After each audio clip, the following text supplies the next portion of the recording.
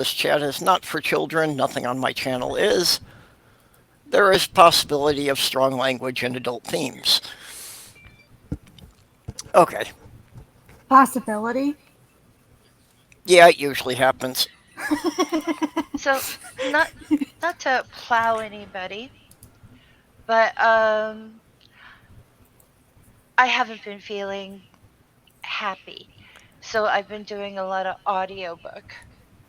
And I picked up a book series that I forgot about because he's taken so long to write it. But his name is Patrick Rothfuss.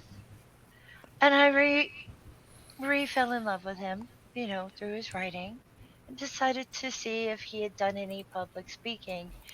Because when I discovered him, the internet really wasn't a thing.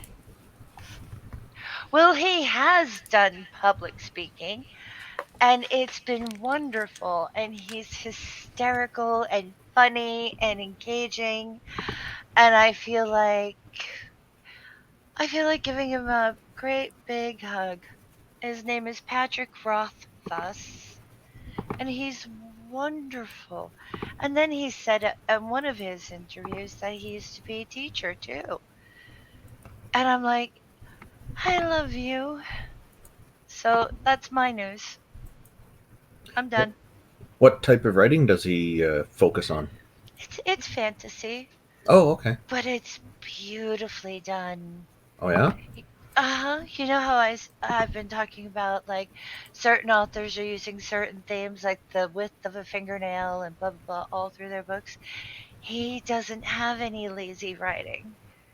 He's wonderful. Oh, okay. How do you spell his name? Rothfuss, and the beard is hysterical, but I love him. Yeah, Faye, why don't you type the name in the chat there? Oh, You know, okay. drop I'm drop it sorry. in the YouTube chat so anybody who wants to can Patrick go and search it. Patrick Rothfuss. Wow, he's a ZZ Top style beard. Oh, he's a riot too.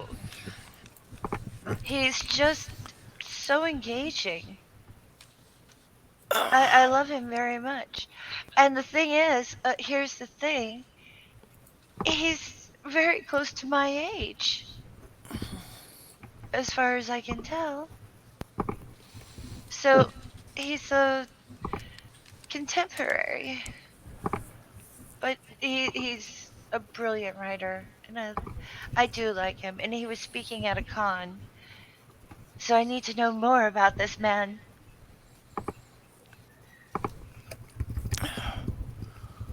He So is read it he read a children's story as part of his opener, and it was hysterical. the general sword and sorcery kind of fantasy stuff? Pretty much. I mean, the character is engaging, but it's almost a Mary Sue, except for terribly flawed. A terribly, terribly flawed Mary Sue. The way a good main character should be. But it's a unique world, and his writing is soothing. He knows when to glance over something, and he knows when to make it eh. But he's invented so much of that world. And at the con, it was funny because, and I don't want to give too many spoils away, so I'll say, during the con, one of the he wanted popcorn questions. He wanted something simple.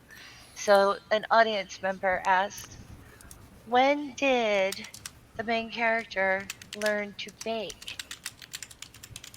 There's his picture for you. And he had to think about it, and he was like, "Oh, that's him, cheeky little cutie pie. I want to squeeze those cheeks. He's so smart." Yeah, that is quite the beard and the curly Oh, hair. and you should hear him talk. He's so engaging. He he has a theater voice. He knows. he emphasizes it's art. The man is brilliant.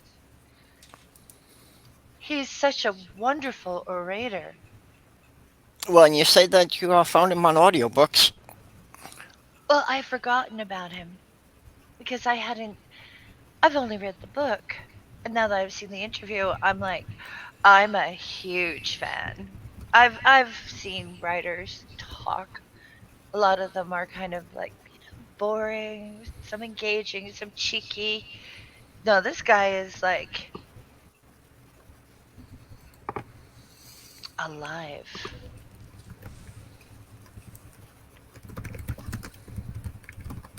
He makes your skin vibrate when you start to realize he's playing with you.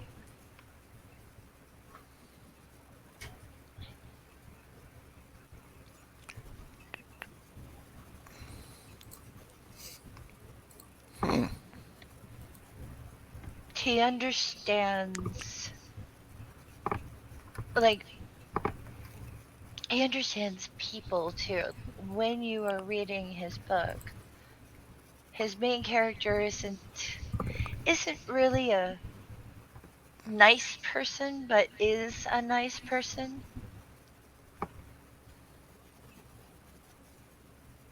It's kind of weird. It's kind of fun. It's the King Killer series, King Killer Chronicles.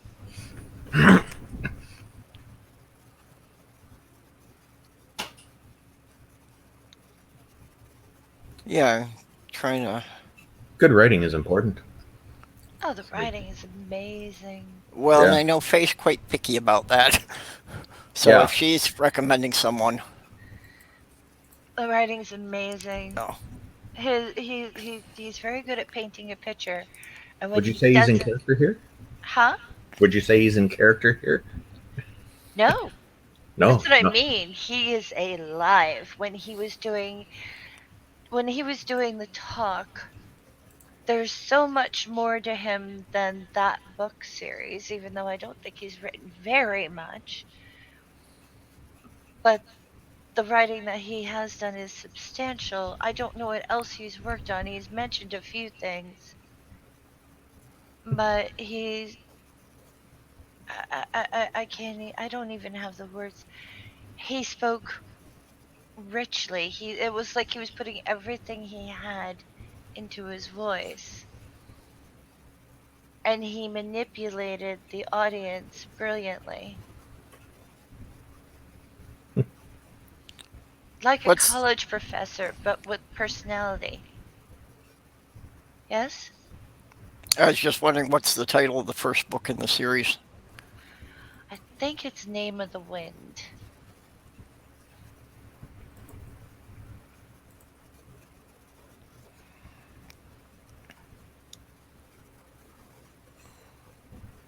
But if I had tickets, I would go see him speak. I'd even fly.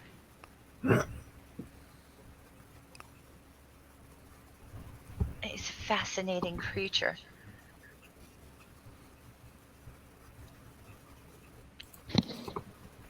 Okay. Is there a particular thing that he wrote, a particular something in particular he wrote that really stands out for you that you can remember? Name of the Wind, but I think he also wrote that children's book he wrote and uh it's a part of the I don't even want to. Have you ever read anything and you're just like, what?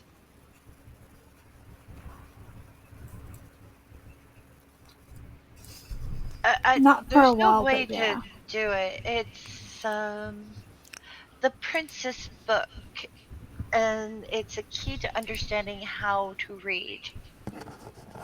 Hmm. And it's by Patrick Rothfuss, and it was illustrated by his friend. Oh, here it is. The Adventures of the Princess and Mr. Whiffle. That's it.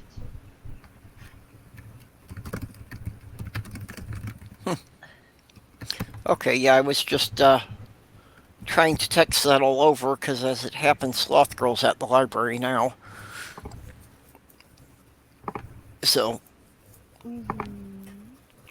of course, small towns are usually most of the stuff. If I'm trying to find a particular author, they usually have to order it on an interlibrary loan from somewhere. The Adventures of the Princess and Mr. Whiffle. Subtitle is The Thing Under the Bed.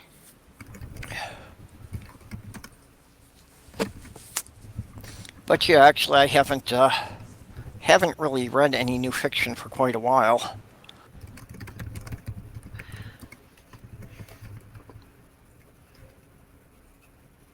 I I think he's worth checking out.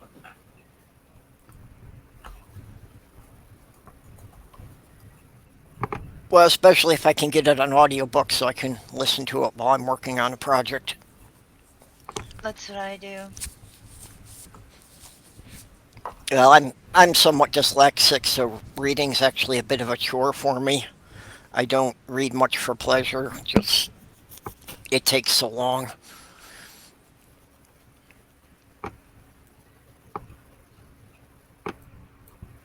Oh, okay, so Mr. Whiffle's the teddy bear, huh? Yeah.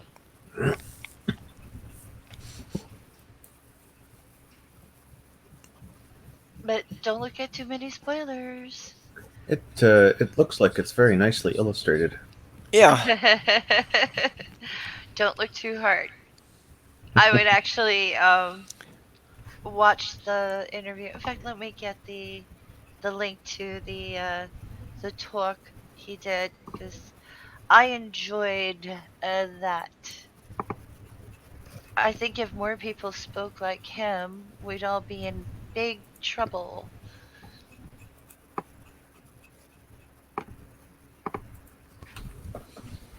Where are you, Mr. Rothfuss? Oh, I'm going to look into him. He comes so highly recommended from you. I think that's definitely worth the time looking into. I can already tell I like the humor, so I'll probably pick up audiobooks next Oh, the month humor's if I'm not too broke. wonderful. Yeah, I have my fun money set aside for something else right now, so Definitely rent it if you can from the library. Here's the interview I was talking about. I'm just going, not interview, but the con talk. He Hmm. was that was very artfully done, and I think it's enjoyable to see a good speaker, someone who actually knows how to engage with and how to mold an audience. I think he has a lot to bring to the table.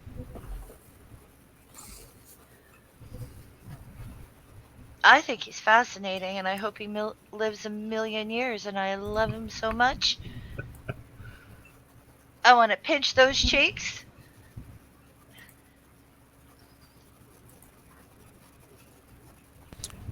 Yeah, I'll have to check out this talk after we wrap it up here. Hmm. You won't regret it. Although it might steal a few days from you because his books are long. It's Yeah, I like wonder how he'd react hearing everything you've had to say so far. I think he would say, "Oh, you noticed the work I put into this." Yeah. Because I do think that he's learned these skills. He's brilliant. I don't think this is a natural thing. I think this is something that he has honed like a blade.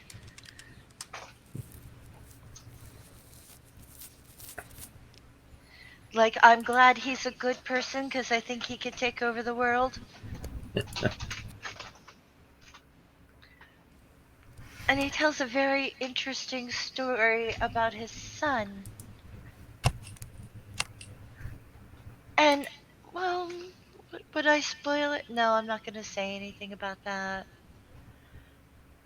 Or should I? I don't know. Are you going to watch the interview? Is anyone else interested in this wonderful human being? Well, I'm interested in it, but if you do a bit of a spoiler now, it won't. I don't think it'll ruin it.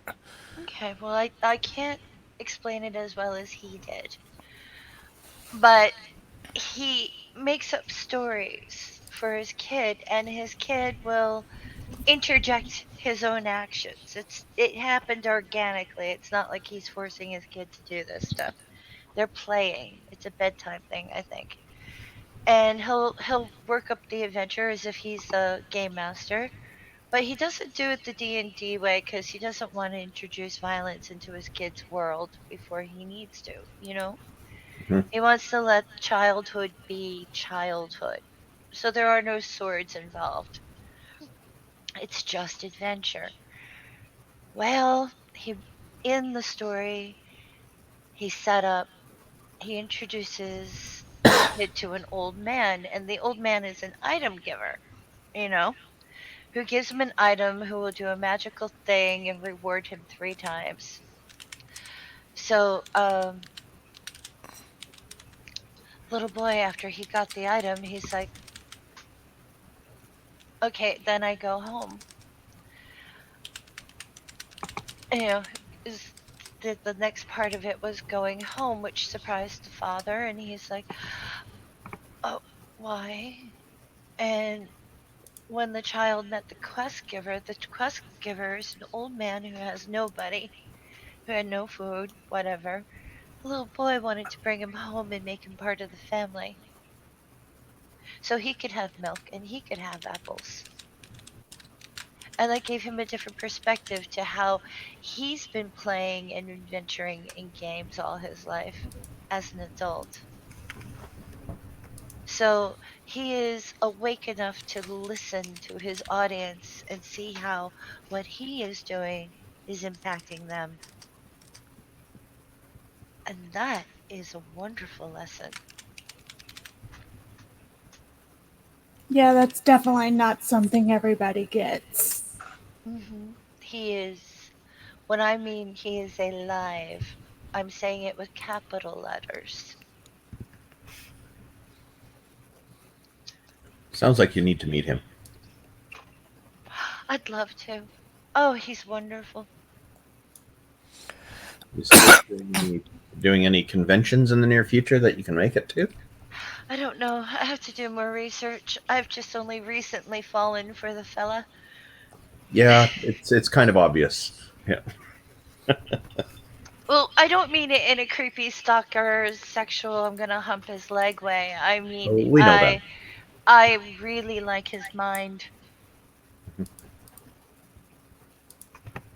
And I've put having lunch with him on my bucket list, my fantasy bucket list, because I'd like to just listen to him growl about a day. There's not many people Sounds fun. I'm that interested in, but he's on that list.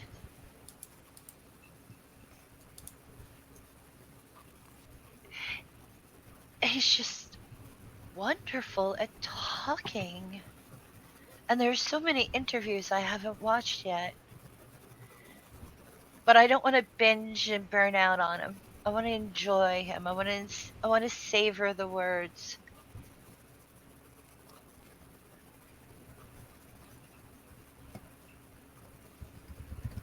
I d- have have you guys met somebody or well, I haven't met the guy, but you know what I mean, like run into a person whose character is so profound that if you were a dog and they were a mud puddle, you'd roll in them. What an interesting way to put it. It's the way I fall in love with books, though. Yep. What? Just a very engaging and lovely human being.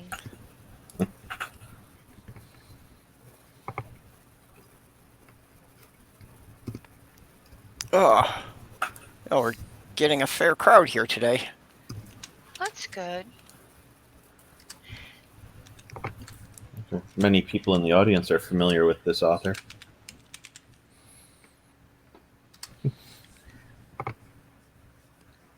I guess they will be now. Yep. He's worth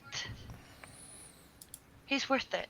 He's definitely worth it. As I said, the character does slip into Mary Sue portions, but if you're paying attention, you realize that there's something else going on.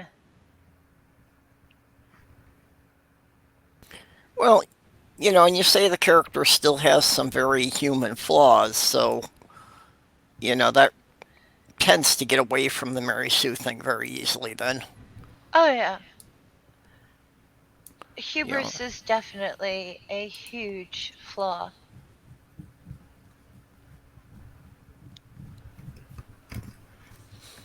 And I have a suspicion about a character, but I'm not going to say it out loud.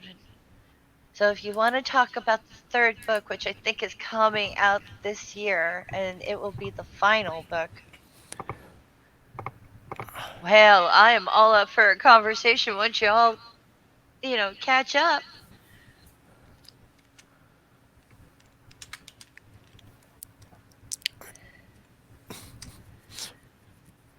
IQ is shilling for me already. Let me double check on the first book, though. Yeah, I think he shared your Amazon wish list earlier, didn't he? Yep. Yep, that's what I saw.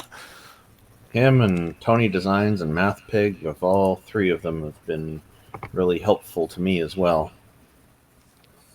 In Discord, especially. Yeah, Math Pig has been eager to teach me Discord more so than I've been wanting to learn it. Are you familiar with IRC?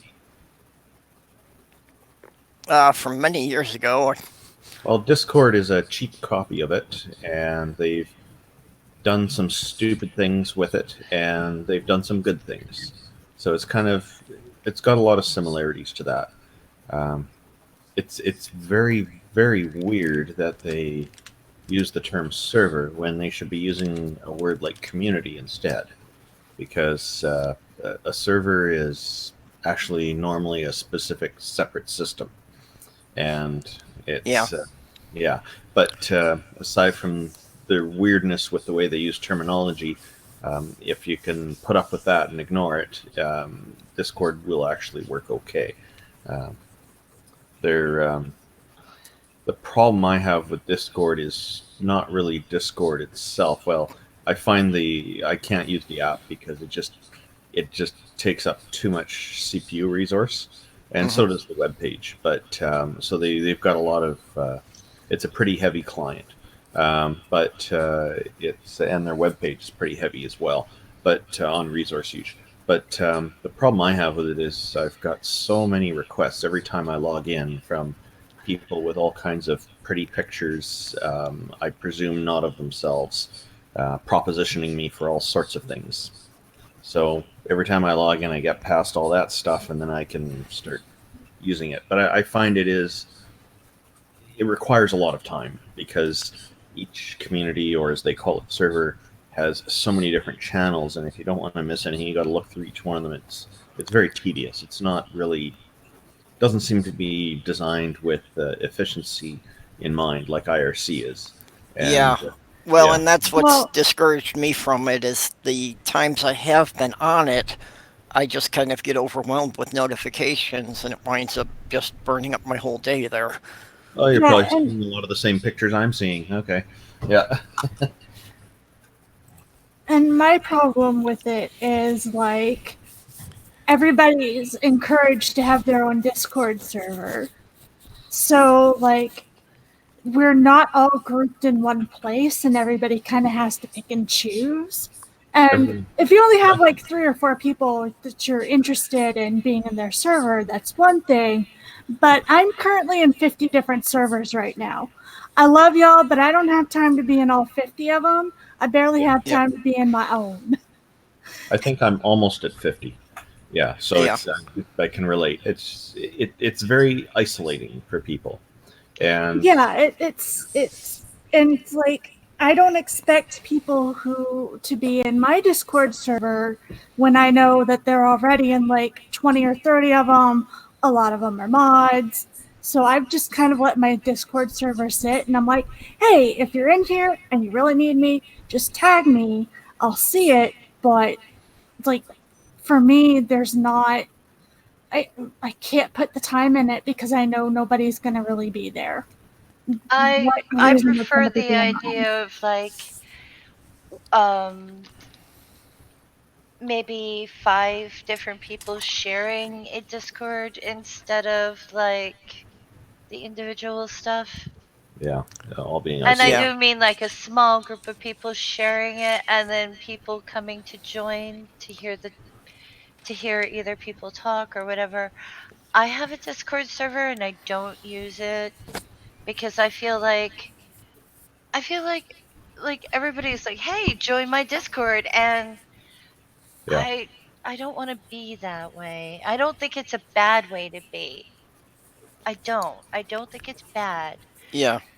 Well, And you that's I said, got on there and I set up a server, so I've got my name reserved there, but it just got overwhelming so fast I don't even like to load it up. Well, and good. Then no one can take your name. what I've noticed it's being used for a lot is promoting things. So the debate I was in on the weekend on Sunday was something to promote it on Twitter was very easy. Just post once and maybe in a couple of the private chats, but that's it. It's done in less than a couple of minutes. Go on to Yeah. Discord. I got to go through each one of them. It took half an hour to get through all of them and post it in all of them. And you have to search in each person's community or server Yep. for the right place to post it. And then some of them have all these rules that some of them don't allow promotion of stuff. So it takes time. It's tedious. And I notice people are also going through and posting to all these different discords. I'm okay with promotion in the one that I have set up, and quite a few of them have started putting up a channel called Promote or promote stuff or promote your videos or whatever, and so that makes it easier to figure out which one to go into. And yeah, I think that for now it's looking like Discord's turning into more of a place where people just promote things, and I think that's the direction it seems to be heading right now. Yeah. Well, that's, I've just got like 5 private groups on Twitter, and that's, about as much as I can keep up with anyway. Oh yeah, yeah. Sometimes. Yeah. Well, I'm sorry, Perp. It was people keep exploding the group like 2 hours after I go to bed. So it's like, I get up and I log on to Twitter and it's like there's 100 messages in one of my private groups. Oh yeah, yeah, yeah. And sometimes people don't always get along either, and but most of the time it goes quite well. So what yeah, happens I when kind they of get it. go on? Like, I'm sorry. Go What was on. that, Betty? No, no, Oh. no. You talk. I'm kind of also might have to be like, hey, y'all jump out of my Discord for a while. Please don't be in here because I won't be able to manage it, because next month is going to be a doozy. Post I her name, have let people know. absolutely no clue what's going to happen, but we're looking at doing surgery with Hufflepuff. And basically, they'll set the date and time and tell me when to show up. Okay. Yeah. So the surgery's pretty definite, huh? Well, she hasn't fully decided, but the more I've heard about how the radiation therapy is probably going to work, the more I'm thinking there's no way we'd be able to handle that. Who's Hufflepuff? My little sister. Oh wow, okay. I use that name because she does not like for me to associate her actual name with any of my atheist stuff. Oh, that's Well, okay. not Well, yeah. atheist, but ex-Mormon. I mean, Same it's thing. better not to use family names online anyway. When I heard the Yeah, it pseudonym is. first, I'm thinking maybe it's a pet, and then I'm hearing about radiation therapy, and okay, maybe it's a nickname No, for a family member or something. it's a nickname for my little sister. But basically, I was told by somebody who is doing the kind of radiation therapy that she would be in that she would have to be isolated for a few days after each treatment, and I'm like, there's no way in hell. No way in hell I would leave her alone. It's not going to happen. Well, I know a lot of the radiation therapy, can result in the immune system being temporarily compromised. Yeah, but the thing is that, like, if we're talking like a couple of hours, or like or something, then that's fine. But completely separating her from me for more than like 4 hours, no. Can't happen. You could get her some Peter Rothfuss books to read. Patrick. No, it's not that. It's not that. It's Patrick Rothfuss. When she's stressed, she goes nonverbal. So she can't ask for things like food or water or her supplies or no, we're not separating her. Tria, you could do a compromise. You can find out, you can talk to the medical professionals about how to keep yourself as non-contaminating as possible. Gloves, that type of thing. Yeah, wearing a mask, having her wear a mask, trying to keep things as non-contaminating as possible so that you can be with her, but putting limits on the exchanges. Yeah, that's I was thinking. They might want you to wear the face mask so that you're, because not no airborne viruses and such. Little one, my friend's daughter, she takes a chemotherapy drug to control her skin. Okay. And her clothes can't be washed with anyone else's clothes. Like, it sounds like, oh, but that's so strange. Or, no, it's to keep everyone safe.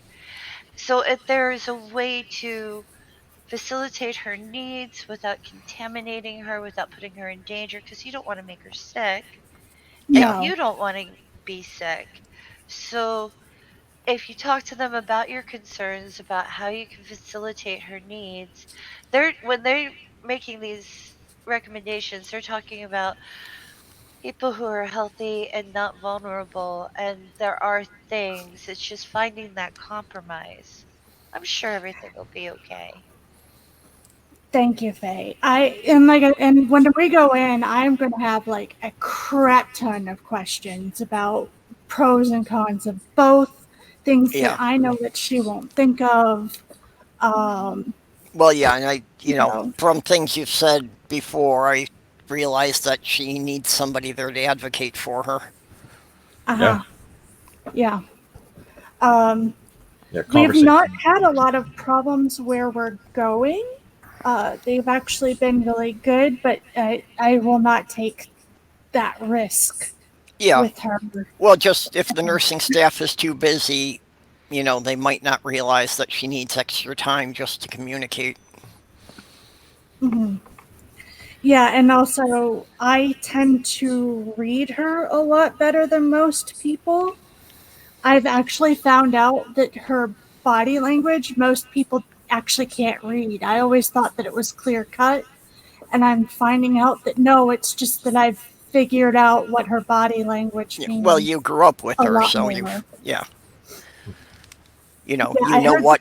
know what moods are associated with what body language. Yeah, I heard the term flat affect once, and I was like, huh. She kind of does that now that I'm thinking about it, but I just happen to understand what she's trying to signal. Yeah, and that's part of why I don't do the live camera, is that, I didn't understand a lot of it, but, just my body language is very atypical, so people read me wrong. Oof. Here it says the definition of flat affect is a severe reduction in emotional expressiveness. People with depression and schizophrenia often show flat affect. A person with schizophrenia may not show the signs of normal emotion, perhaps may speak in a monotonous voice, have diminished facial expressions, and appear extremely apathetic. Okay. Yeah, I wasn't familiar with that term, but I can see how that would fit a lot of people on the autistic spectrum. Yep. Or a Yeah. McDonald's worker. Well, I mean, they're working in the hellhole, to be fair. Yeah. Oh, I have gone. It's weird. I see it as a personal challenge. Whenever I have to go and get fast food because I'm not home and I forgot my lunch, I tend to try to crack the flat affect and see the human beneath. Sometimes I do. Most of the time I do. But sometimes I get someone who's completely dead. Okay. I will be back in a minute here. I've got to hang up my mic for a moment. Okay. Uh, Well, there was I hope all one the treatment. I hope all the treatment goes really well. oh yeah. I hope so too. Like I said, I'm going to have a crap ton of questions because with her having spina bifida, I'm sure that there are other complications dealing with that as well. Wow. So, yeah, I'm going to be making triple sure that, whatever decision that has come to, because I've noticed a trend lately with doctors is they don't want to tell you the full story. They don't want to tell you, and like I know that for some things they can't sit down and tell you every single outcome that could be there, but I've dealt with doctors who want to sugarcoat things, and I'm like, no, you cannot sugarcoat things A here. lot of the You need time, to tell us everything. a lot of the time, the problem is that they're dealing with lay people who will not understand the technical side of things. So, if you're engaging with them, I find with starting off with technical jargon, then they tend to open up more, and they're thinking, okay, here's somebody who understands it, and Okay. you're talking about scientific terms like probabilities and you say, every outcome's a little different. You always can't predict it. What do you think the chances are of this? Level with me. I'm a skeptic. That seems to get them to open up and be more willing to tell you straight what it is. Yeah, because Yeah, I'm a skeptic. I tend not to worry, but I just kind of want to know what the possible outcomes could be, so that I can prepare for the full range, etc. That kind of thing. This kind of attitude, they seem to be quite good with. Well, yeah, because there's also like in the United States, you have a different health issue with medical Oh, professionals, and that is we are more and more uh, doctors are working for these health groups, and their interactions with patients, unless they own the practice themselves, is mitigated to a certain time allotment. yeah. So you might want to make an appointment just to sit down and talk rather than to have a medical examination. So you can just sit down and actually have them talk because they are under constraints time wise. And And that, schedule it as a planning session, because it's probably easier for them to justify that. It's yeah, prevention, right? okay, yeah, so thank they, you. they That's can really bill it. helpful. Because if they're working for a group that only allows a certain amount of time plus a little extra due to like a complication, they're if they're giving you short answers and you feel like they're being sugar coated, they're probably just feeling the pressure of the clock. so Okay, so do what Randolph said. Schedule a planning session or a healthcare plan session so Hmm. you can just go in, have the conversation, Hmm. and they won't feel so pressured.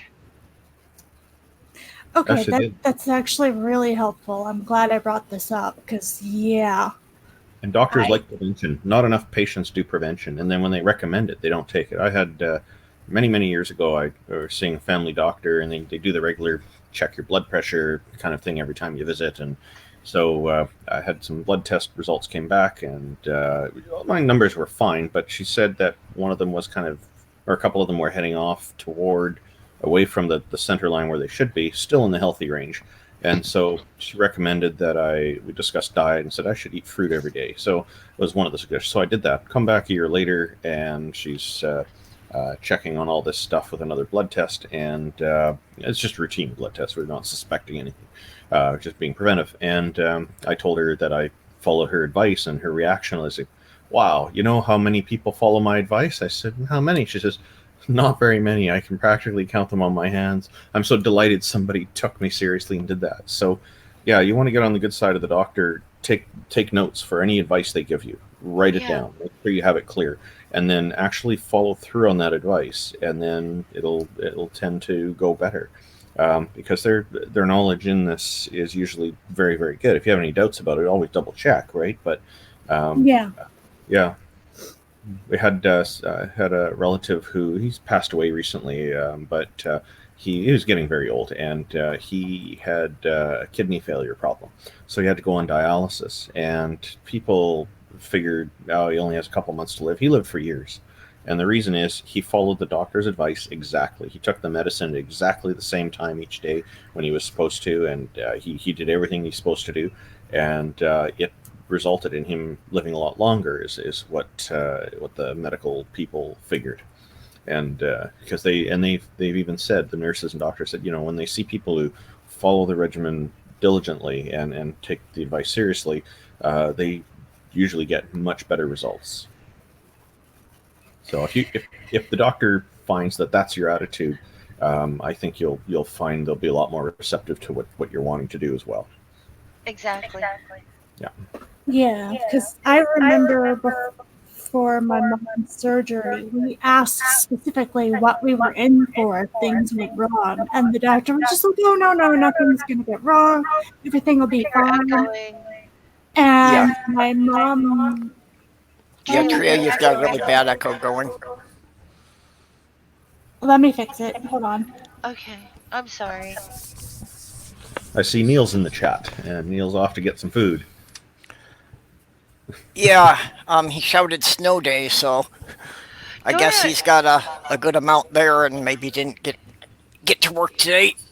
Oh, Dora made a really good comment. She uses her Discord server private as a bookmark copy paste central place. Oh, I saw that. That's a really good idea. Well, as long as your channel doesn't get shut down, it's fine. True. It's the problem with relying on online services. They sometimes disappear.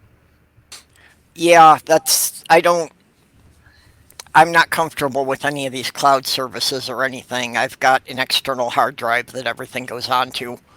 You should have multiple external drives, because if the drive fails, or if you get ransomware, the ransomware will encrypt your backup drive as well as your local computer if it's connected at the time.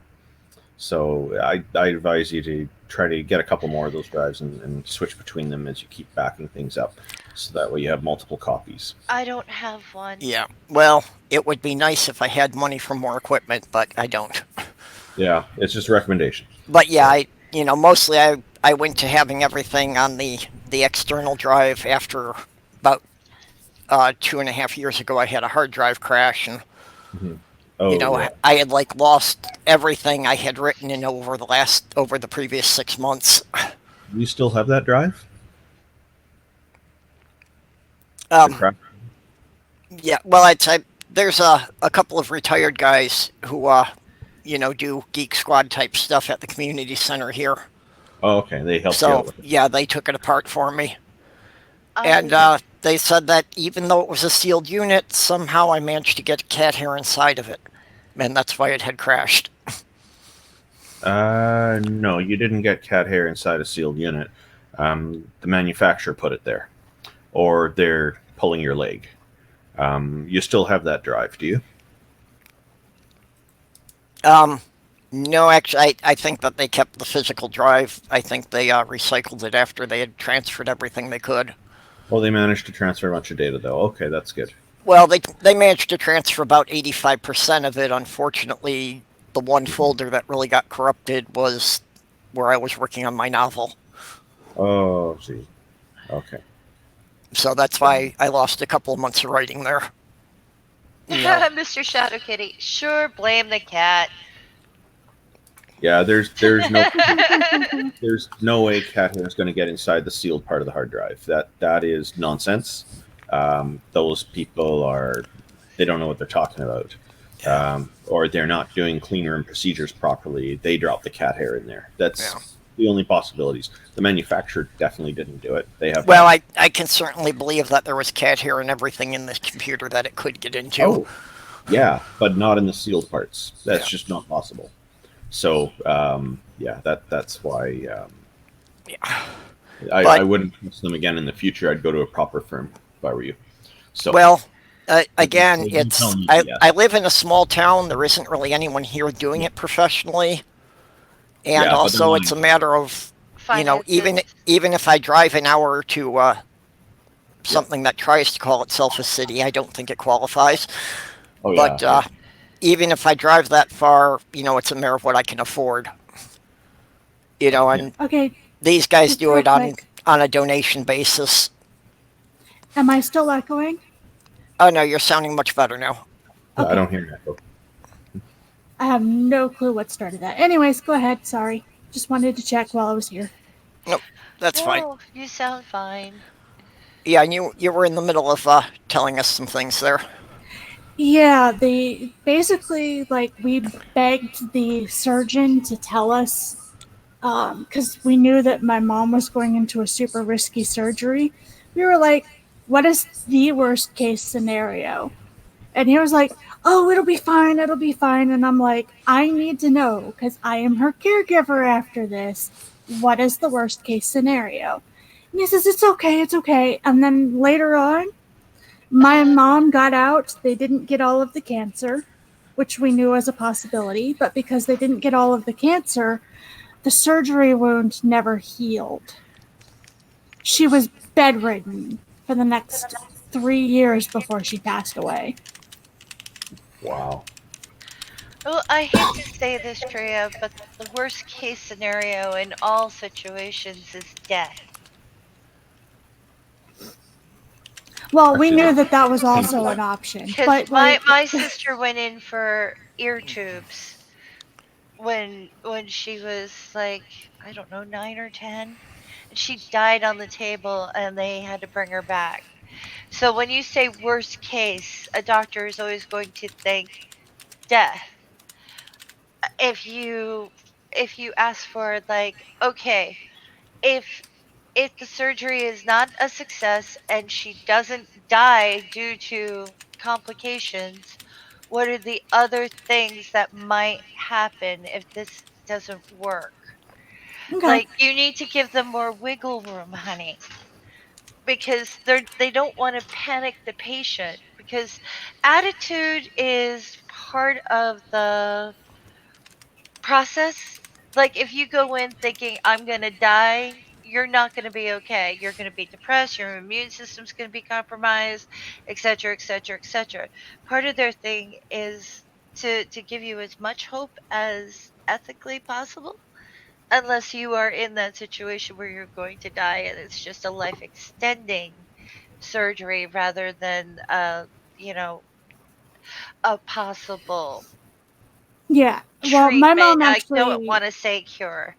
Yeah, my mom was not actually part of that conversation. She was out of the room, and I was saying, as a caregiver, what am I looking at? And there's like, oh, it'll go fine, it'll go swell. And I'm like, I really need to be prepped here. And you're just nodding your head and smiling at me. And I get that you got to do that with most people for whatever reasons.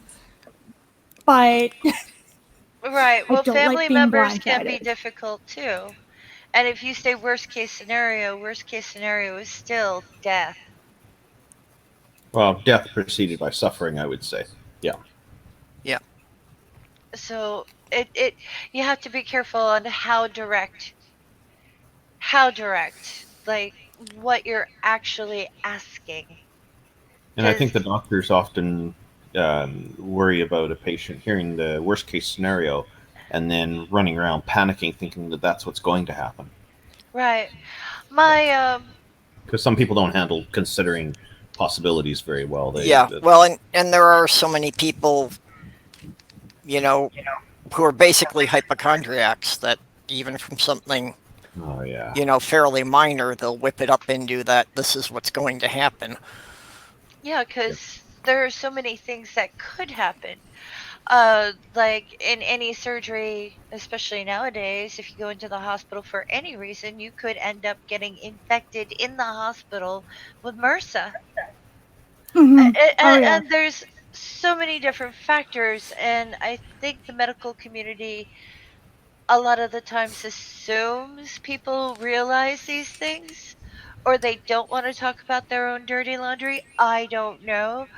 But if you say, instead of worst case scenario, you could say, "Oh, what is my role as a caregiver after this? If things, say, if you don't get all the cancer, like Okay. there are ways to phrase things that sort of like give them more, and that also shows that you're dealing with reality rather than like that's such an open-ended. He could have talked for several days on that subject.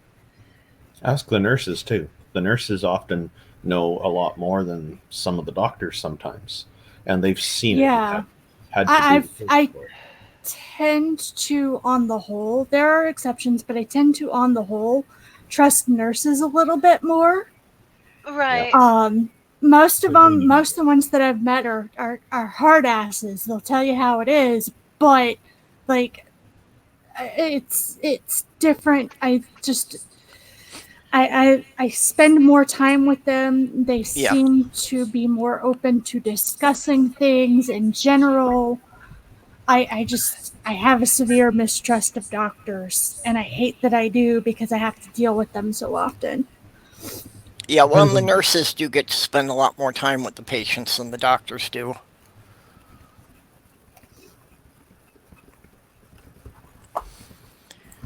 Although most of the hospitals and clinics, even the nurses, are put on time limits. Yeah, and that's actually very aggravating because sometimes you only need like 5-10 minutes to handle a situation, and sometimes you need a couple of hours, Well, you can and start that's it that's off not with, I need 10 minutes of your time. I'm going to ask you a question. I need an answer. And then, is there any way that I can schedule a more in depth talk? Like, you can ask them for things instead of, I'm interrupting you in your litany of duties. I need time to discuss this. And you can say things like, I need I need more information about, say, I need financial information. What can I do for blah blah blah? Or I need to know more about, like, I am the health caregiver at home. What can I do? Blah blah blah. Or we need medical supplies at home. Is there a way to get it delivered, or whatever it is. I'm just pulling things out of my ass, but if you ask them point blank, like, I need 10 minutes of your time, followed by a question, and then leave it, and then ask to schedule another talk, that way you're not interrupting their schedule, because they are really, it's kind of like being a Walmart employee. They have a certain amount of time and they're expected to jump through so many hoops, and they can't leave until they're done. But if they can schedule you, you might find better results. that makes sense because, like I said, I am aggravated at the time that the small amount of time that I get seen by doctors, but I Uh-huh. know that's not the doctor's fault. It's just like my sister's a healthcare worker, and a lot of the times she's supposed to leave at 5 and she won't get out until 8 o'clock at night, and that's with them scheduling through her lunch. She doesn't even get a lunch break. Yeah, Like, not surprised. it's like Walmart, because Walmart employees, they have cut the numbers of employees and given them more square footage to cover.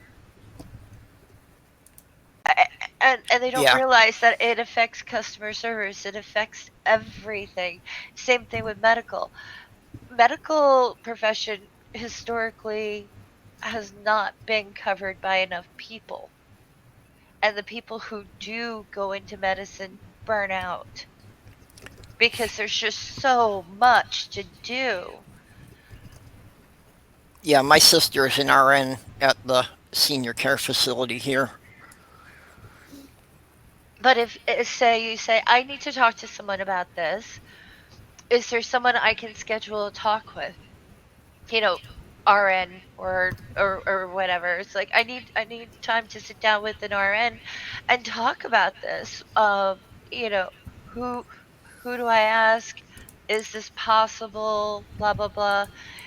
Once you start showing that you respect their time, they're going to respect you and your time and your questions so much more. Okay. I can see that. It's been a communication problem. It's not just that. They're not telling you why they're being so brief. They're not telling you because I think maybe it sounds weird to say, I don't have time to answer this right now. But they're also not coming up with a solution because people who are in that situation are kind of like robots. They're just trying to function just as much as you are. Yeah. But you need more. So maybe they can schedule you, or maybe they can have you sit down with the appropriate person who can answer your questions better. And I think Yeah. that's important, and that will help mitigate some of the anxiety and fear that goes along with being a patient or being a caregiver or whatever. If more people asked the right questions, and I'm not saying that you're not asking good questions, you're asking appropriate questions. It's just the way medicine is handled in the United States, they give patients and family very little wiggle room. Yeah. The system is messed up. Everything is messed up. Yeah. Corporate Yeah. everything has taken over the United States, and unless you find some country doctor who owns his own practice who won't pay it off until like his grandchild, inherits the business, uh you're Yeah. pretty much screwed. But the thing is, there are solutions out there, and it's just what you ask for and how you ask for that'll make the difference. If they can tell that you're not just going to sit there and be like, well, my third grandpappy, he had a thing on his toe and blah blah blah. Like, some people do things like that. I mean, I've worked with mental health, and it's like you go and you sit down with someone, and next thing you know, you're hearing about like the 33 cats they owned instead of the amount of anxiety because it gets sidetracked. Yeah. Yeah. So it's all on how it's all in what you're asking for, how you're asking for it, and hopefully you can be heard better because your questions are valid, your concerns are valid. You're not being unreasonable asking what your duties are going to be. Yeah. Because, like I said, and there are some things that you have to present to Hufflepuff in a certain way or she won't accept it. So there have actually been times where we've asked if it's okay for her to leave the room while I ask the questions. And she usually nods her head and says, yeah, I don't want to hear this until, we've got it in a way that I will be able to process it. Yeah, she needs you to kind of filter and translate. I have a Yeah. friend who doesn't have Hufflepuff's issues, who has a family history of not 100% blockage, heart failure type thing, death by heart attack. And his family wants him to get looked over, but the United States and our healthcare. Yeah. Well, Yep. he doesn't want to know what his health is like. He doesn't want to know if he's flirting with a heart attack. He's perfectly happy in his ignorance. So I suggested to him that he makes his brother his healthcare proxy, and to get examined, let the doctors talk to his brother and let his brother mitigate, like say, hey, dude, eat more vegetables and knock it off with the bacon. Yeah. Yeah. Like like I said, it has to be presented in a certain way, and in most conditions, it's not necessary. Most of the time, it's just routine crap. Like if it's something like eat more vegetables, yeah. But something like this, I have a feeling she's going to ask me to talk privately and then translate the information for her in a way that will allow her to process it. Yeah, that's I reasonable. don't know for sure, but that's basically her decision. I'm not big on I have to be in there. I am and I'm not. If she were to look at me and say, "Get out, I don't need you," I would love to be able to do that more often with her because it boosts her confidence. But unfortunately, that's not always the case. It'll be okay. Once the communication starts to flow better, and you can actually schedule some time to sit down with a medical professional and tell them what they need to hear, and the questions that they need to answer. Even if you could even write them down and be like, I need answers to all these things. Feel free to email me your answer when you have time. It's like, Yeah, things just, these are the things you need to answer. This is what I need to know. Especially if she's going to start a medical procedure that might suppress her immune system, yeah, because Yeah. contamination is important. It's not, and in some cases, it also protects you, like washing little one's clothes because she's on this medicine prevents her family from getting sick. Her clothes are isolated from everyone else's laundry because what is in her system is not good for healthy people. yeah. But if she doesn't take that medicine, she looks like a burn victim. Oof.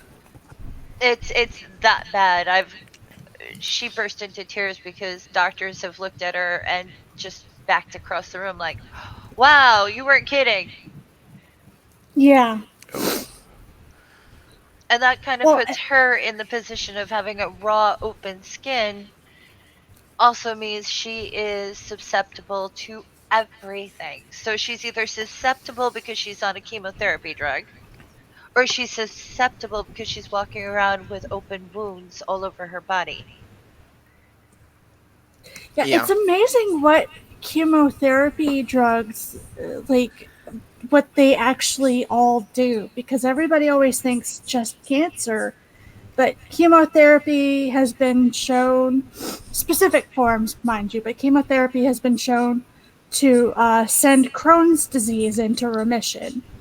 It's not a curable disease, and oftentimes the person will get Crohn's again when they get older, but chemotherapy can often put it into remission so that they have a few years without symptoms. I don't know anything about chemotherapy and Crohn's, but I think that's very interesting. Yeah. I hadn't heard about it. Working for It's that. also used to treat IBD, Hmm. irritable bowel disease, as well. I've had family and friends get treatments for those things, and they use immunosuppressants, which is a form of chemotherapy. As I said, I don't have a background in that. Yeah. All I know is can't really touch the clothing of little one. Yeah. Yeah. Well, and there is a real problem that a lot of people have trouble, talking to healthcare professionals. That's actually one of the things that my fiance was working on when she died. She was trying to start a foundation for patient advocates There are because, especially, it seems that a lot of doctors will tend to brush off women much more easily as, not taking their Yes. concerns seriously. Oh, yeah. I know there are advocates for mental health patients, but you have to ask for them. Yeah. People don't realize that a lot of the times that they need an advocate, especially in mental health, all you have to do is ask for them. And I'm not sure if you can do the same with you know being a regular patient, and I'm not sure if it doesn't come with a fee, but I know there are volunteers in my state, law volunteers who basically if a mental health patient needs an advocate, they will come and they will advocate for the patient and for patients' rights. And there's tons of information on the internet. You just have to make sure that when you are looking things up, if you're in the United States or if you're in a different country, make sure that you are being specific in your searches. Yeah, because every state's law is going to be completely different. Exactly. Or Yeah. there might be a group in one state, say my state, that's not in your state, but what do you call it?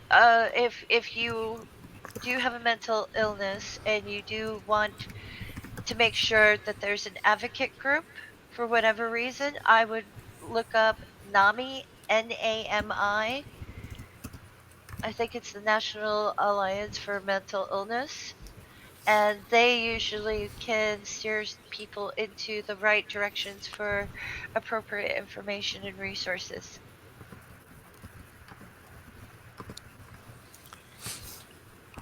But NAMI is also the Japanese word for wave, which I think is cool.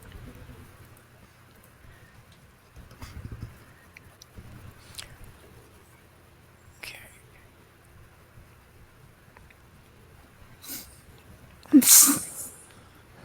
Randolph, the chat is saying that you look like a Jedi right now. He does. Yep. Yeah, I was Nice. having that thought before IQ had typed it.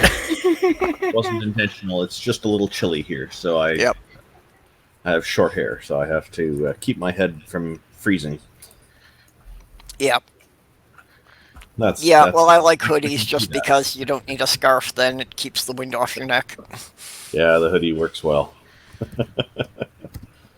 That's hilarious. It's going to be a long week. And it's already partially over.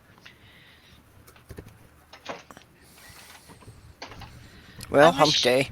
I wish everything was full of Patrick Rothfuss and fun and interest, but I've been kind of crabby. But I'm good at crabby.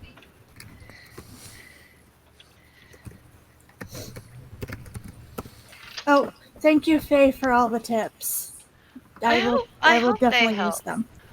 But if you're having difficulty, say, communicating with a a medical professional, I could always ask my sister for you.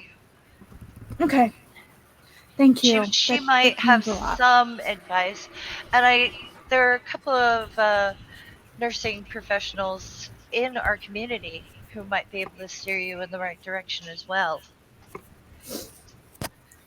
Yeah, If not through like actual advice of what you should do, then how to communicate to the people that you're working with more effectively so that you can be like, I don't know, more confident that there is a dialogue going on. yeah, So yeah. there's Because I've been frustrated before. like not feeling like I've gotten anywhere with things. Right. And I it's just get that. like, yeah. Randolph, Carl where'd you Sagan. find that one? There's Carl Sagan, the brightest lightsaber wielder of them all. I don't remember where I find most of this stuff, but because I have over 20,000 pictures and memes to draw from, so in my collection. Okay, can you post that one to my Twitter group? Oh, definitely, I'll Because do that. yeah, we definitely need to send that one along to Rider of Dinosaurs. Okay. Yeah, it's perfect, isn't it? Yep. I have Yeah. posted some pictures. A lot of you may have seen them already before, but they're in Twitter and they have to do with what's coming up on my channel. It's a bit of a spoiler teaser. Yeah, think I I may saw have missed the- them because so much had gone on in the Twitter groups while I was sleeping the last few days. So I'll have to go back through there. They're not that Yeah, exciting. fuck you. They're just on regular Twitter. There you go. I posted it for you. Okay, thanks. Cheers.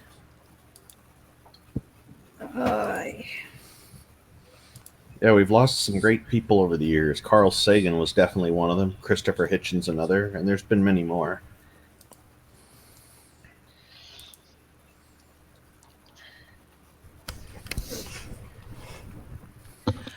Ow! I'm so itchy. Being itchy is no fun. Yeah. Tends to happen, in the winter. The inside air tends to be very dry. Oh, Angie Dell is in the chat. I wish the air in here was dry. Then Yeah. the 80-degree temperature would not feel so bad. I have to keep a humidifier going just so I don't have sparks flying off the cat when I pet him. And even then, Aw, my poor skin's baby. getting dried out and flaky. Aww. What's your cat's name? Sparky? Yeah, literally, when I'm laying in bed at night, if I don't have the humidifier going for a day, I can see blue sparks flying from my fingertips. Wow. Yeah. Well, I guess this is the time. I'm an idiot. I hope everyone knows that. I didn't know that. I had Patsy from 2012 to now, and I kept calling her the 7-year-old because I kept thinking of her as a young cat. She was always energetic and lively and fun and interactive. Wasn't sick a day in her life. No hip problems, nothing. I didn't realize, being the 7th owner, I should have added more years to her age. Oh, you're only That thinking she how many was, years she's been with you. or how No, many years she was acting like. I didn't even add on the years that she was on with me. I didn't realize my cat was around 20, like between 18 and 20 years old by the time she died last week. Yeah. I'm And sorry. Aw. yeah, Yeah, like it's really hard. They become such a part of our lives. I wasn't willing to talk about it before, but all I can say is a pet brings so much joy, so much comfort, so much stability to a person's life. I don't trust people who don't like animals. I'm just going to make it very clear. Yeah. I don't trust people who hate animals. And I can appreciate someone being honest about it and saying, like, look, I'm not good with it. Maybe they don't want to have the four-legged tragedy and they're heartbreaking. If that's the case, I can respect the choice of not wanting a pet or not being able to provide a pet because of lifestyle or work or whatever. Like, I get that. But if they just simply hate animals, there's something wrong with them. Yeah, they're hating living beings. Technically, us humans, we're all a subspecies of animals, so technically we're animals too. Yeah. We're Well, all Right. together on this planet, and if we can help each other, That's always, I think, usually conducive to a better outcome. Well, I know I'm allergic to cats, but I can't imagine living without having one around. That explains a lot. Aww. But as far as getting your cat's age wrong, that's actually not your fault. For that, I think it's okay to blame your cat. There's some kind of mind tricks that they do, but apparently we're not allowed to talk about that. Well, she was the most interactive, lovely creature I have ever known. And I loved her completely. I know she was a little gray Hitler. Oh, do this now. Give me my food. I want 2 cans today. 2 cans? 2 cans. Okay. Tiny little thing, skinny little thing. The vet said 2 cans is fine. Never really had a discussion about her age with him.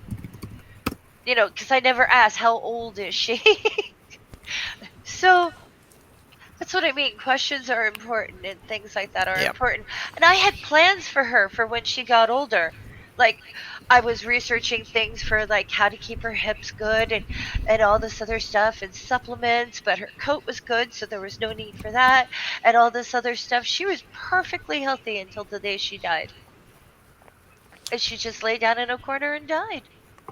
Yeah, it happens a lot with cats and dogs that you don't really have any indication beforehand. But oh, Angie, thank you. Angie and I were talking about her little wiener dog, and I was like, her dogs vocalize to her. Like, and the cat she takes care of is communicating with her, and she's receptive. And I think people who have animals in their life do learn that kind of like unspoken pet language. Yeah. You mentioned cats and Hitler, so I had to pull up this meme. Oh, have you seen the Kittler site? Cats that No. look like Hitler? Oh, They're like there's a whole bunch of tuxedo cats and other cats with little mustaches under their noses. So if you like cats Oh with dear. mustaches, I yeah. learned that the reason Adolf Hitler had that short mustache was because he didn't want to get rid of his mustache, but in order to wear some kind of a gas mask or something properly, he had to trim some of it, and that's the part that was left. Ah. So Okay, I can see where that makes sense. well, clients are calling. I'm going to have to go. I'm sorry. It was a very nice chat, and we'll talk to you later. Okay. Always good to have you All right. around. Take care. See you later. No, but I forget what I was gonna say. Never mind.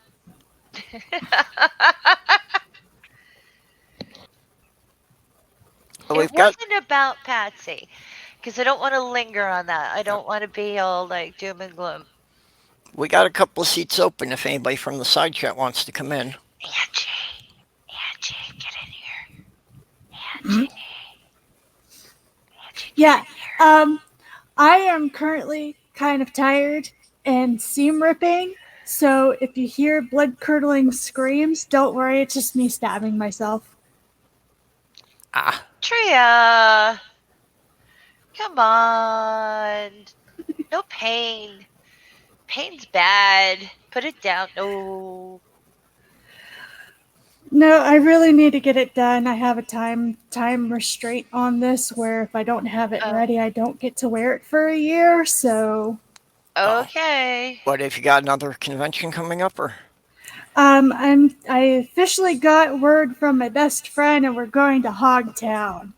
And she's going as a wench, and I'm just going as pretty. That's right. You were talking about that last week. Yes, she finally got back to me. We have a date set. We are going to road trip it. Oh, I love wearing dresses, so. I do too, but for some reason I am not. Because of the kind of stuff I like to wear, a lot of times it comes off as costumey. and I don't have the confidence to be like, screw you and your opinions, I'm going to wear it anyways. I'm working on it, but How do I do this? Let me try to pay something. This is the dress I've been trying to save up for quite a while. That that's more my oh, thing, oh, that's cute. isn't it? Isn't that adorable? I'm still waiting for the link to open here. My computer's being sluggish. Oh, there we are. Oh, wait, is there one without a white collar?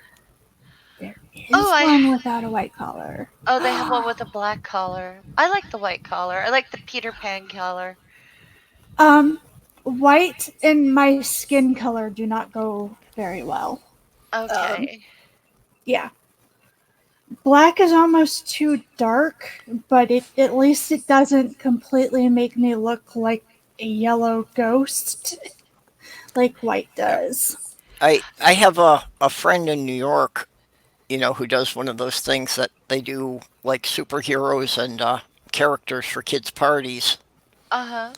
And one of her spin-offs from that is she heads a group called Vintage for Veterans that they do like, 50s style pinup calendars as fundraisers for the veterans group.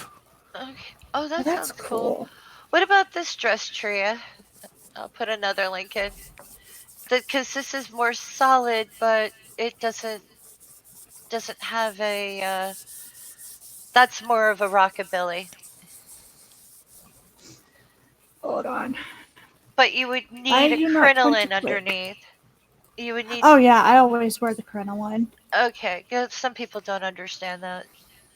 They think the dress just If naturally puffs. yeah, I am You are saving up familiar with my the next tool. big thing, and I can't remember the specific brand, Uh-huh. but they make super soft, really super ruffly crinolines Ooh. that when you see them, it's all you see is like these cute little ruffles, and it's so gorgeous. Oh, that is cute. If my camera was working, I would show you my gray dress that I've just bought for myself. All lace, off the shoulder, fit and flare. It's so pretty. I See if love I can find things the like link. that.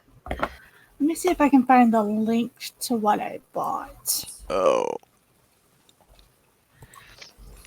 But that's the type of dress that I like the most. Alrighty. And my computer's being a little bit slow, but that's to be expected. It's kind of warm in here. Yeah, you've got to make sure you keep a lot of air moving past it if it's being hot there. Yeah. Like the computer itself, I think, is fine for right now. If it gets too hot, I will definitely turn it off. But yeah, it is a little bit warm in here. Looking for the dress that I bought. Yep. One of the things that surprises me is that it hasn't become common for computers to have like an air filter over their air intakes. You'd think they should have replaceable filters because getting air through the case is so important, but you don't want to get dust in there. Yeah, I get it.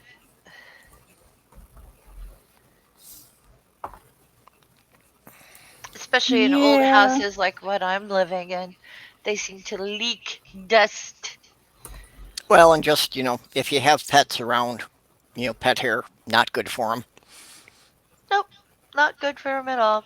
But as I said, sometimes old houses leak dust. Yep. Well, yeah, you can have a lot of the building materials the house is made from breaking down and, even having dust that's too small for you to see all the time. Yeah. Oh, believe me, I'm familiar. Well, and It's kind of my especially if job. you're on, if there's somebody on the floor above you that it shakes stuff down from the ceiling constantly. Uh,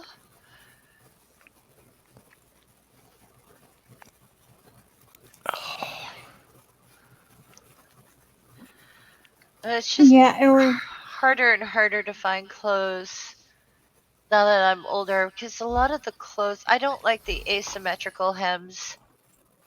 Where the dress where it's shorter in the front and longer in the back. I hate that. To me, Yeah. that looks so sloppy. oh, but then I'm not going to show you this dress. Is it a handkerchief hem or is it just shorter in the front than it is in the It's back? shorter in the front. It's shorter in the front. I don't. Oh, I feel bad now. It's okay. No, don't feel bad, Faye. It's different taste. It's True. different taste.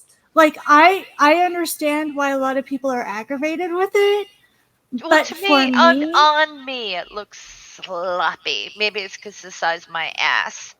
I've never had a little butt. No matter how thin I've gotten, I'm all butt. I got quite a bit of junk in the trunk. for I think a lot of it too is where does that high hem hit and where does the low one hit? Because Uh-huh. I've noticed that they like for it to hit at the thighs, and it just totally wrecks everything because my thighs are the biggest portion of my body. Well, with me, it's my butt. And when I was 18, I think it was a size 8, but I could put a coffee cup on my ass. You know what I mean? I've got an Yeah, ass, and it I makes do it too. makes Yeah. buying jeans awful. Like you have to buy a size up, so there's like this band of space around your waist, and Yep. yet it's so the ass and the hips fit. Yeah. That's why I learned how to take things in, which it's not really hard to learn how to take pants and shorts in and stuff. But yeah, because there's a gap there and it's visibly seen underneath my clothes where the gap will actually push my t-shirts or shirts or whatever away from my back. And if I'm not careful with that, then people see things I don't want them to see. So I learned how to take things in a little bit. Yeah, see, the stuff Need you to two are work on. complaining about is just the kind of thing that would get my attention.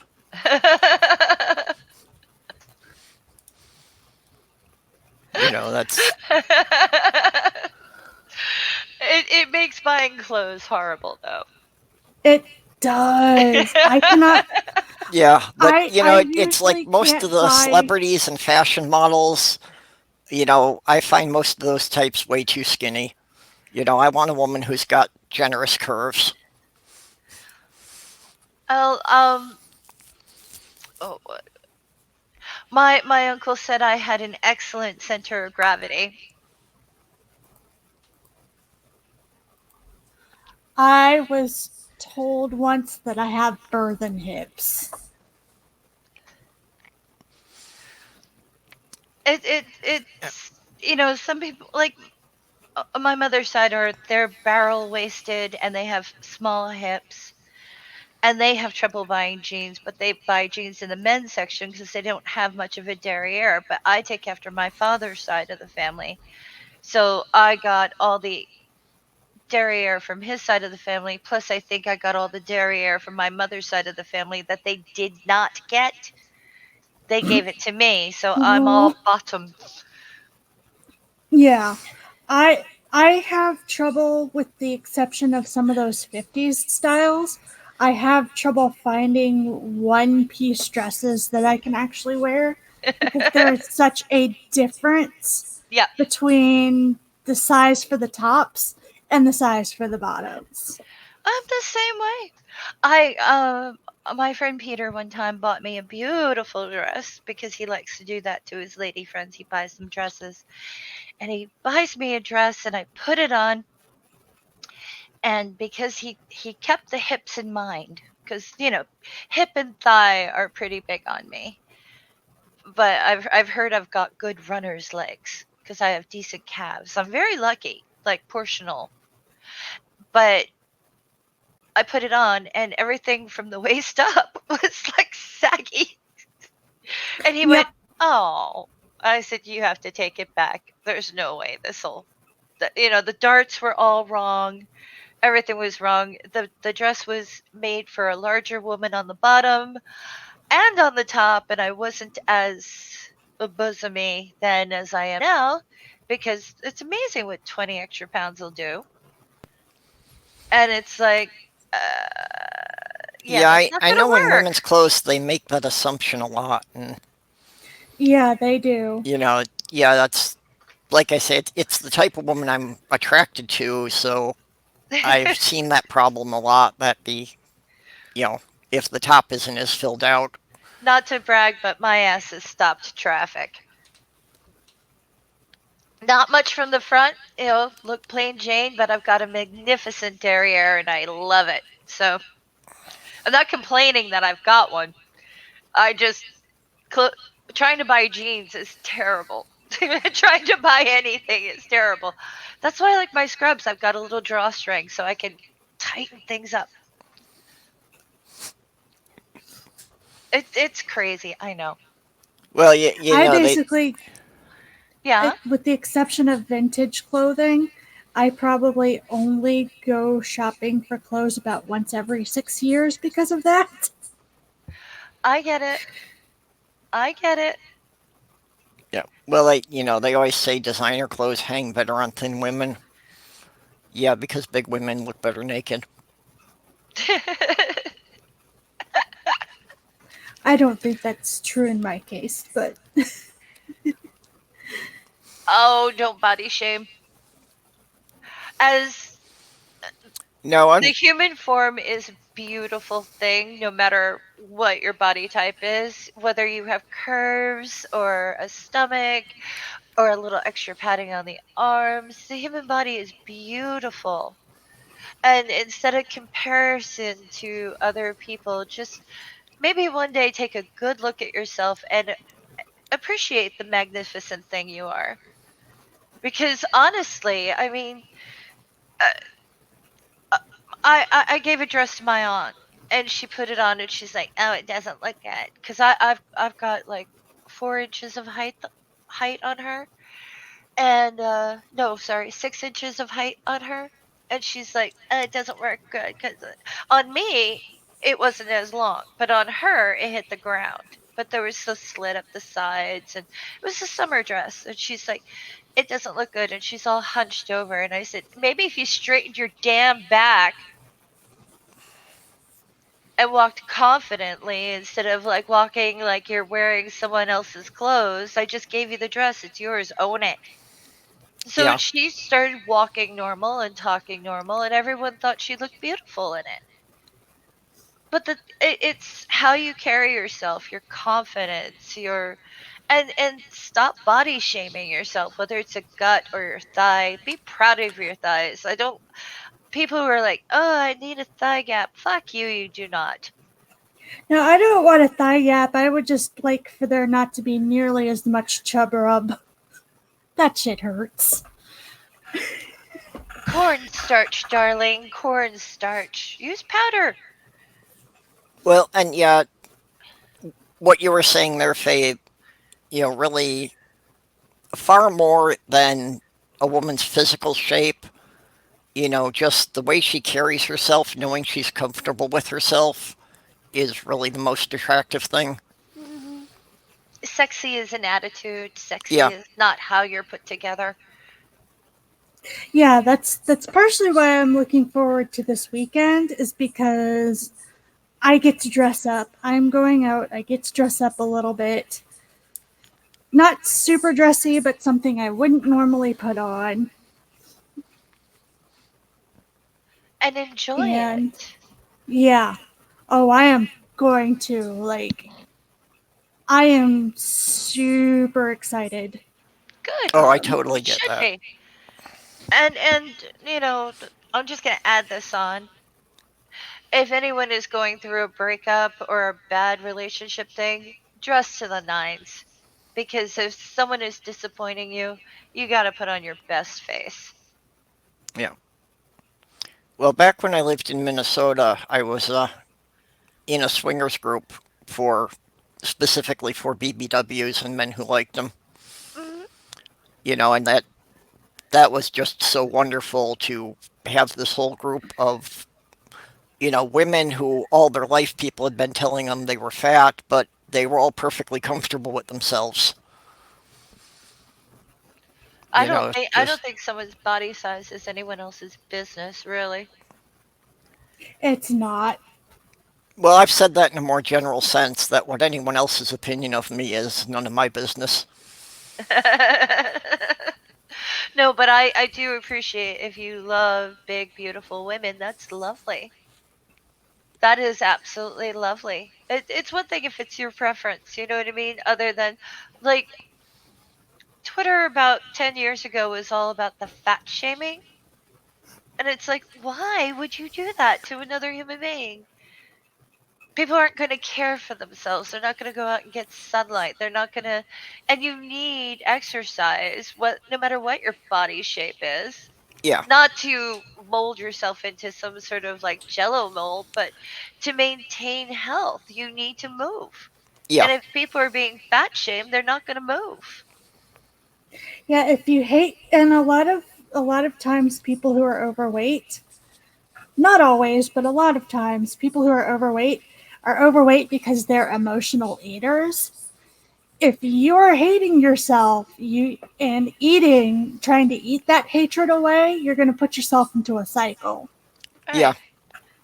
And Well, it's and there's you're not going to get better because you're busy hating yourself and then eating those emotions away. and one of the things I've often questioned, but I haven't seen any control study done on it. Is I think a lot of the health things they associate with people being overweight actually probably has a lot more to do with the yo-yo dieting. And being sedentary because they don't want to be seen.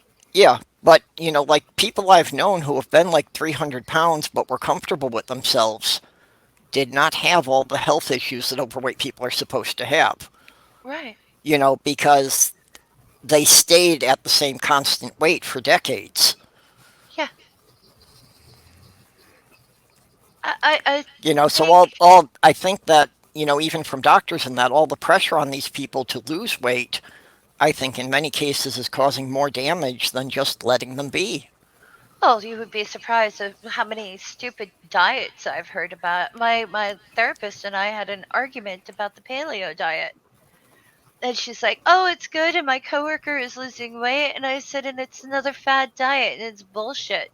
She's like, "Well, the idea behind it is," and I said, "You're telling me Stone Age people had access to coconut oil?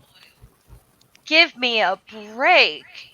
And we argued. I'm like, if they were starting to grow limpets in stone aquariums to eat, I would think differently. But this is not a paleo diet. This is bullshit. And we had an argument about it. It's like, I just, eat the way you're going to eat. And this is the way I think. It's like, you don't go on a diet. If you make a dietary change, it's for life. It's not just for a few weeks. It's not for a month until you mold your body into something smaller. I just respect your digestive system, respect your body, eat as many calories that you need to stay alive. It doesn't matter if the calories come from pizza crust or from beef. You know what I mean? It's getting up and moving around and Yeah, maintaining your muscle and maintaining your bones. And it doesn't matter what shape it takes. yeah. Well, any kind of diet is really about balancing the equation. It's energy in and energy out. Exactly. And if you keep the amount of energy you take in each day about equal to the amount you put out each day, then your weight will stay constant. Hmm. And you need fat. Your brain needs fat. Developing Well, brains especially if you're need living in a fat. cold climate like this, you need it to stay warm. Exactly.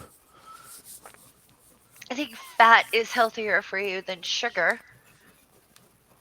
Yeah. And I Well, don't mean like all sugar. I mean yeah. refined sugar. Like if you're putting 16 things of sugar in your coffee, get a sugar substitute. But you still can have your muffin and your pie. But if you're going to go for the super sweet coffee or super sweet tea, make adjustments because that stuff in those quantities aren't good for you. Yeah. Well, Too the much of processed sugar. anything is a bad thing for you. Yeah. The processed sugar is, tends to be a problem just because it's usually empty calories. Exactly. But I mean, you know, body needs sugar, your body needs protein, your Yeah. body needs fat, your body, we are omnivores. So when we restrict our diets because we want to lose weight for a period of time, I don't think we're doing ourselves any good. And that's my opinion, and I don't care.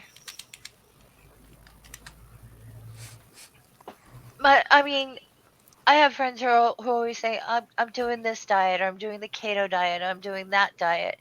And then a couple weeks later, they're not feeling well.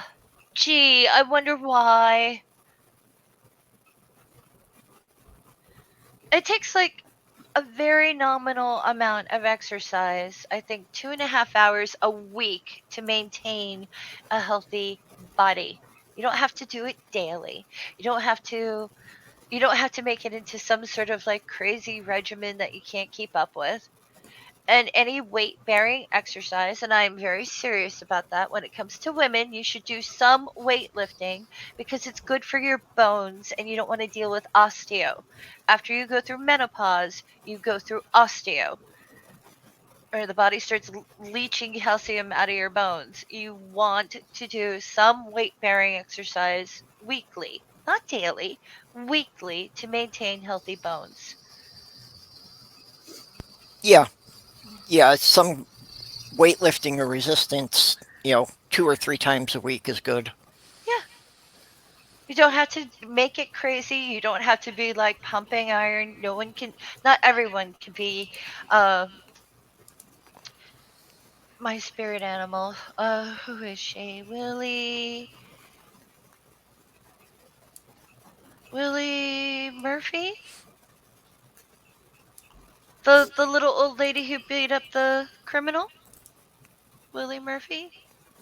I know what I you're don't referring know. to. I don't Sorry. remember the name. I'm She's terrible an with names. 82-year-old bodybuilder who, when there was a Oh, home I saw invader, that. she beat him with a table until the table broke.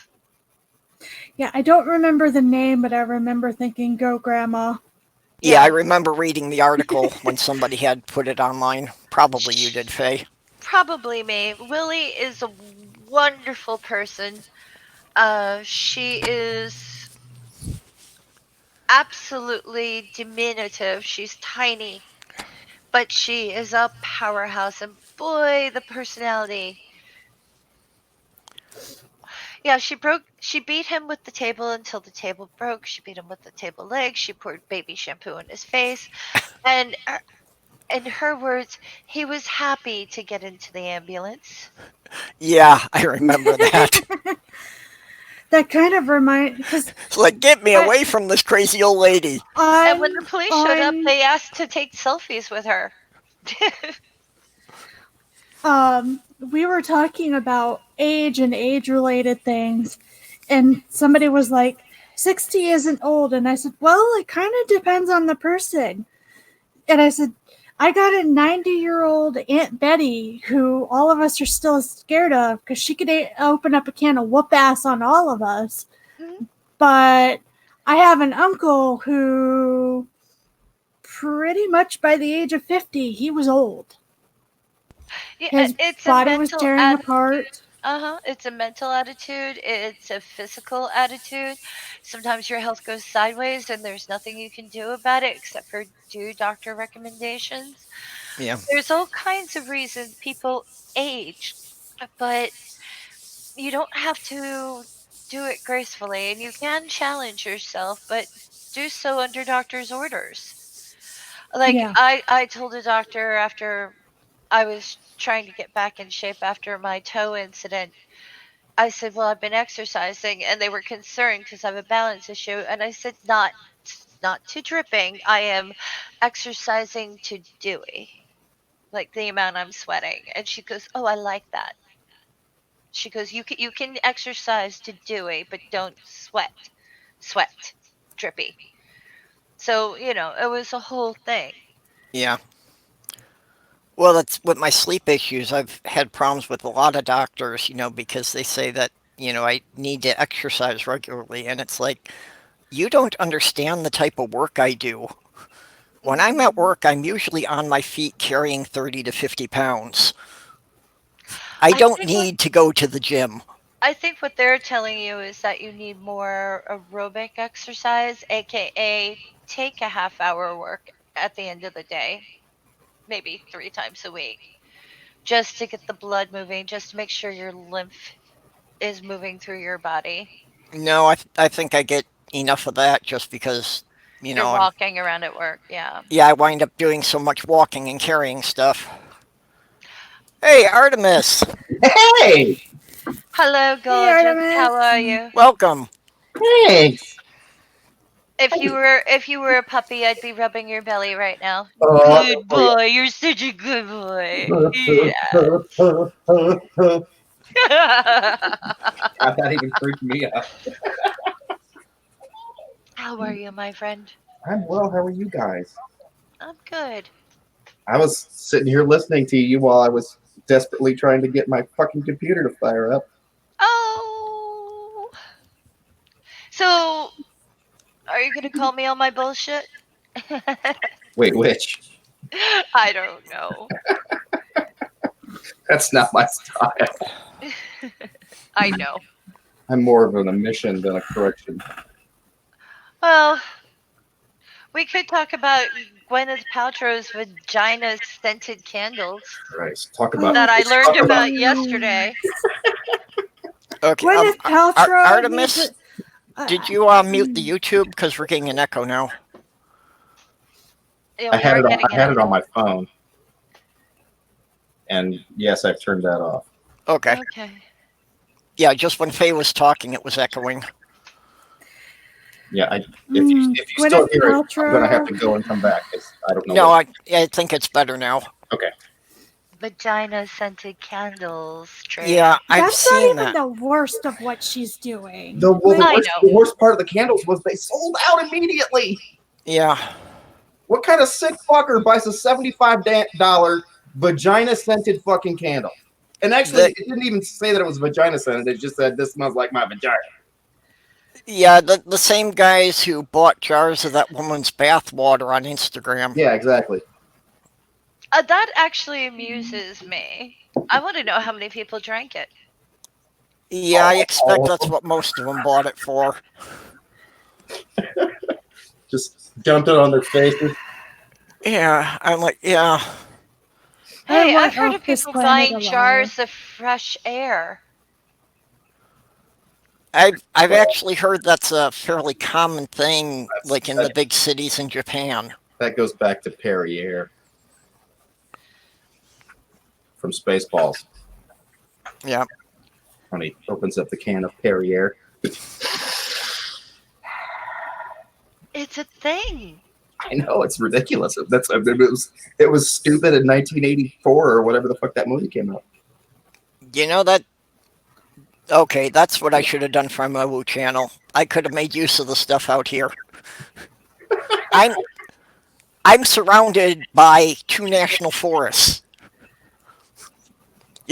I could just go and be bottling the air out in the middle of the forest, 100 miles from any city. I bet you could sell it on eBay. Oh, I guarantee you could. What national forests are you nearest? Uh, right on the border between the Ottawa and the Chippewa National Forest. Yeah, northern Michigan. I was going to say, I know I've been in the Chippewa National Forest, and I couldn't remember where it was. I've been there. I've smelled that air. Yep. It's got bugs in it. Doc Ursom, I'm going to sell jars of my fart. You know what? I bet you could. And I bet you could market it as Tell your boss what you really think of them. Send an anonymous jar of farts. I will fart in a jar and send it to your boss. Doc, I think you've got it, Faye. You've got just the right pitch that would sell it. Doc, the name brand is Derriere.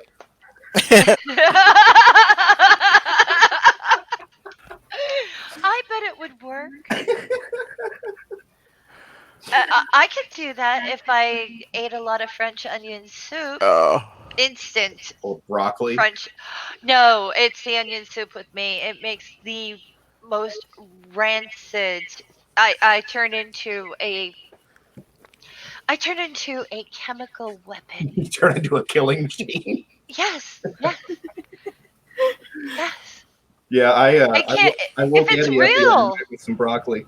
if it's real French onion soup, I won't have that reaction. But if it's say like, the dried packet of onion soup, and you Yeah. go and you reconstitute it, and then, oh my goodness, I can bring down a building. I can clear out a shopping mall. I am bad. Yeah, I woke up Eddie from a dead sleep.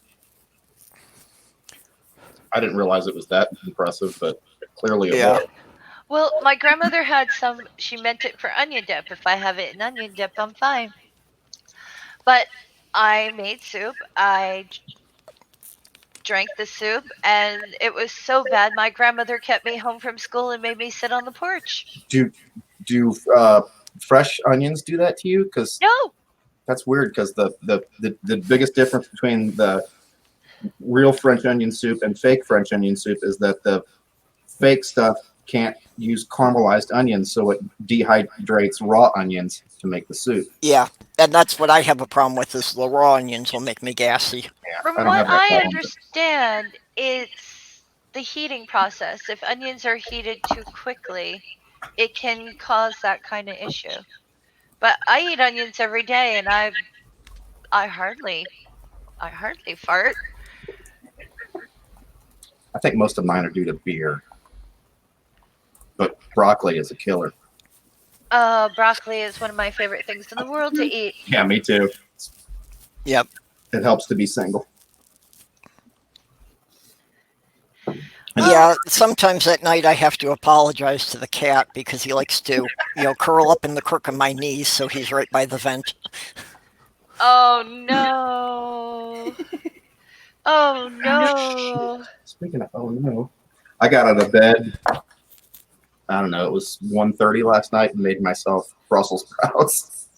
Ooh, I love those. Like- They're so good. I want something to eat and I want something salty, but I don't. Fuck, I'm gonna make Brussels sprouts. I love Brussels sprouts. A little bit of butter, a little salt and pepper, garlic. I swear, olive oil, salt, and pepper. Yes. Supposedly roasted, but they were. I made them the steamables, frozen stuff, so it kind of loses something of the roasted flavor in that. But Yeah. I will cut an onion into, I guess, wedges, and then I'll separate them all, put them on a baking sheet, and just put them in the oven and caramelize them. No extras, no extra oil, no extra butter, to the point where the very tips of them start to turn black. Yeah. And I will eat those all week long. I'll put them on crackers with cheese. That is just delicious. I Grandma love was- onion. Grandma was a big fan of onion petals. Grandma would make spring onion soup every spring. Ooh. We'd go out and pull the onions from her lawn, Uh-huh. and then she'd make soup with it. Oh, that sounds so good. She'd call my mom. I need you to send the boys over to pull weeds so I can make soup. Did you My put my dad dandelion used in to it? make my dad used to make dandelion wine. Mm. So before cutting the grass, we would have to go out there and snip off all the dandelion blossoms. My dad would have killed your dad if he lived next door to him.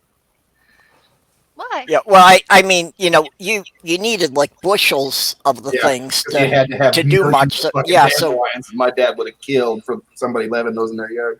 yeah, well, we had a park that was they mowed it, but it was kind of just left to grow wild. Yeah. So, yeah, we'd go to the park and we'd be just on our hands and knees, literally over about 3 acres, snipping off all the dandelions. Yeah, I can remember every fucking spring we had to get those mechanical fork things out, and every one day every year the whole family would get their fucking fork out, and we'd go through the whole yard on our hands and knees digging up fucking dandelions. I Yeah. love dandelions. They're a crop. They're not really a weed. Oh, Actually, they're not even native to North America. no, I know. They used to be sold through seed companies. I know. Came They from- still are. Yeah, that they were considered an ornamental plant for hundreds of years. something else. to blame the English for. Crop. They're so edible. Oh yeah, that's I would also, if you get the leaves before they flower, they're You just can- like spinach. And you can grind the root and have either like a dandelion tea or a dandelion coffee. Yeah, just if you want them for the greens, you have to get them before they flower, because as soon as the flower opens up, it takes all the sugar out and they turn bitter. Yeah, almost all flowers are edible. Some of them taste better than others. Like my personal favorite flower, I wouldn't eat foxglove. daylily is my favorite tasting flower. Really? Yeah, I'll have to Honeysuckles. try it. the morning they pop open, they're all juicy and fresh and delicious. I'll have to try it. They're like a very sweet lettuce. They're wonderful.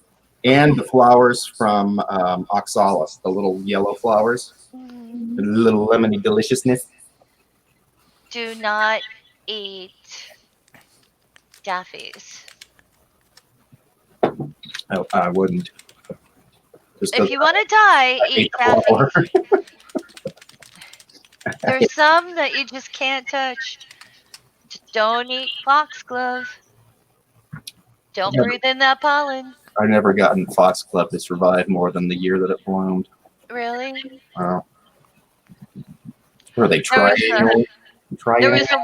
There was a woman in Vermont like 5 years ago. She was trying to kill people with foxglove pollen because it's digitalis. Yeah, but the concentration would have to be so fucking intense. Oh, she made a lot of people very, very sick. She was Yeah. she was living in a home, like an assistant care thing, Yeah. but she was gardening and she was collecting digitalis powder for people, trying to kill them. She got in big trouble. Well, isn't foxglove in the nightshade family? I believe so. No, I'm I'm not sure about that. Yeah, Because I'm not eggplant very good is. with plants. I'd have to look it up. Yeah, I don't remember. Eggplant is. There's very few nightshades that are nightshade itself. Yeah, and all of the nightshades I'm aware of bloom every year, and foxglove doesn't. Yeah, isn't that a biannual? I think it's a triannual, like It's an order of bull thistle. It's an order of limelias. That's it. But if anyone has any questions about foxglove, please see the poison control website. And do not let your pets drink the water if you have a foxglove arrangement in your house. Yeah, I know it can be very bad for dogs and cats. I kind of go out of my way to not let my dogs drink out of anything that's got flowers in it anyway. I learned that from the Christmas tree. Patsy was my plant killer. Patsy, she didn't eat my plants, but she would be like, kind of proving the whole flat earth thing is wrong. She would throw things off of tables and stands and be like, this does not belong here, only my ass. Look, gravity. Aha! Yes. Patsy loved gravity. She was such a good girl. It's just a huge fan of gravity. Oh yeah. Yes, Patsy loved her gravity. cats are not jerks. They're scientists. They're constantly checking that gravity is still functioning. Well, As a they're dog lover natural who's owned a couple of skeptics. cats, science really. Oh, Godfrey World has a dog that understands gravity. He's at the bottom of the stairs, and the dog's at the top, and the dog would drop the ball down to Godfrey World, who would throw the ball back up. So they were playing catch, but on two different levels of the house. It's adorable. He had a video of it. When I was growing up, we had a cat that's how he would entertain himself at night. When everybody was asleep, he would take a marble up to the top of the stairs. And they were all wooden stairs with no carpeting. Oh, I love it. And he'd drop it down the stairs, and you'd hear the ding, ding, ding, ding, ding, ding, ding, ding. And he'd run down and pick it up and bring it back up to the top of the stairs. And he would do that for hours at night. I love that. Fucker. That's not a scientist. Yeah, I think he's love just that. trying to keep everybody awake. I Who's had a cat, bored? had a black cat named Spot that he would entertain himself by turning the light switch off and on in the hallway, Oh, I love that. just over and over and over and over and over and over and over and over and over and over. There were swipes of cat paw on the wall that I'd have to clean off every couple of months. I love that. Yeah, okay. Amiga said we just gave him his cardio for the day. But that's good. I wonder if it was the fart thing.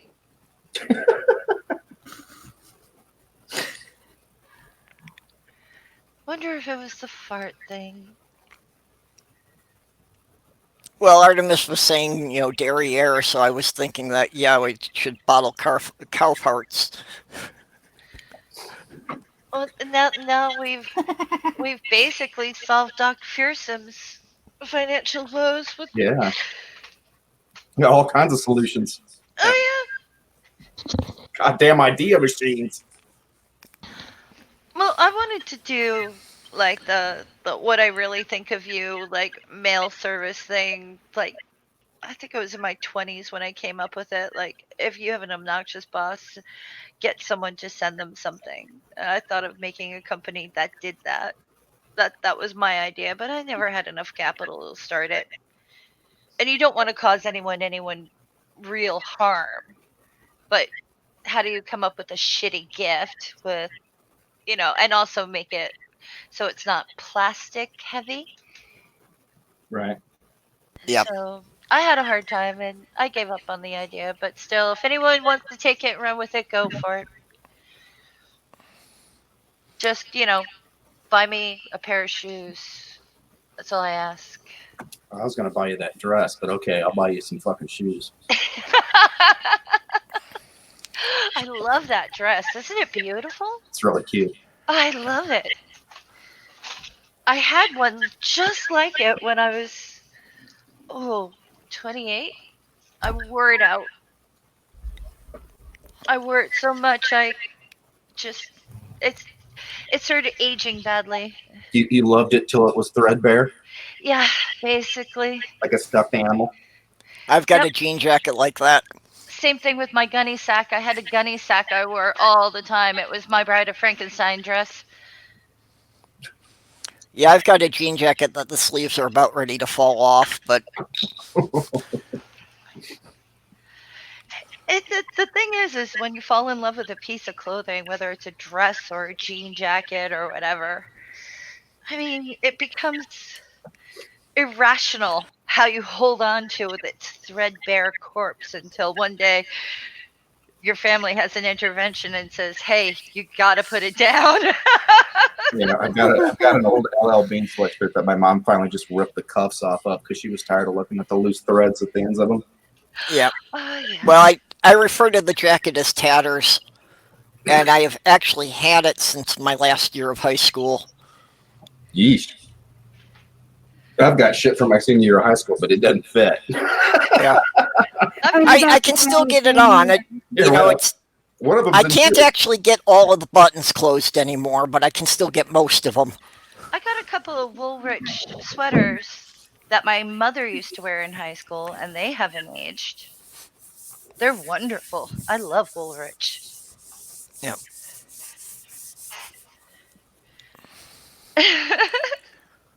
Oh, What?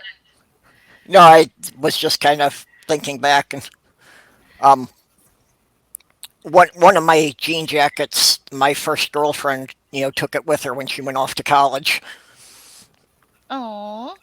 and that was I was doing bikeathons all the time, so that one had the patches from the bikeathons going all the way down both sleeves. Check out this relic.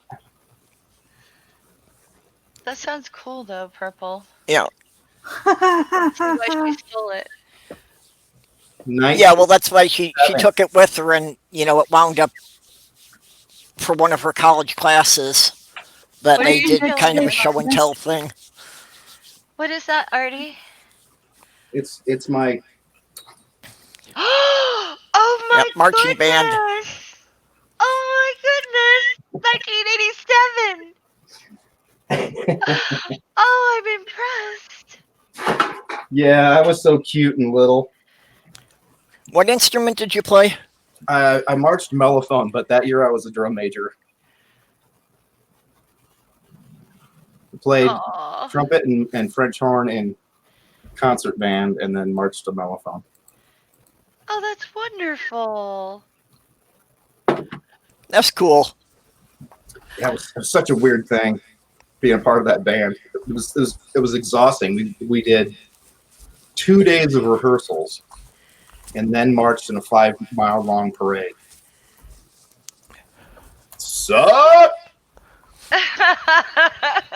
And I hadn't played a horn all fucking year because I was a drum major, so I was just fucking useless. I had barely learned the music, and then halfway through the parade, I couldn't play anyhow, so Oh no. just marching around in this hideously hot uniform with a plastic cowboy hat on my head.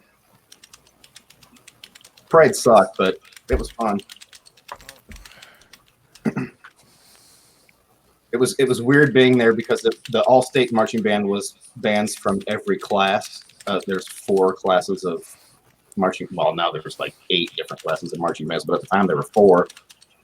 And almost everyone that was there knew who I was, just because I was the only male drum major of a very big high school marching band. So fucking everyone knew who I was. It was really weird. Like, oh, you're him. Like, oh, yeah. Why do you know who I am? Oh, Yeah, Him. him. Him. You're the guy that stood wears out. the white You're the pants. You're the guy. You're him. I was the only person on the field that had white pants on. So I did stand out, but it was just weird. Yes, Artie, you can be, but we like you that I way. know. We It's not like that I can be. I kind of always am. At least a little. I mean, I did come out feeling like this.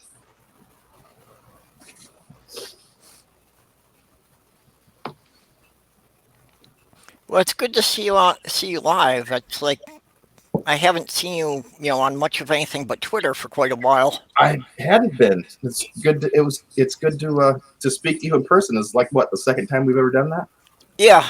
It's you don't get into the chats too often. I'm almost. It's one of those things where by the time I get to the point where I see the link or that the live cast shows up in my thread or in my mentions, it's either over 3 seconds later or 3 seconds ago, or Well, is disgustingly perfect. And for a couple of months, I'd had to be, cutting everything off at the 2-hour mark, but I managed to be able to get some more time on StreamYard, so I don't have to be strict about the time limits anymore. That's a nice touch. Yeah, because before that, sometimes if we had people coming in and out, that I had chats that were going for 5-6 hours.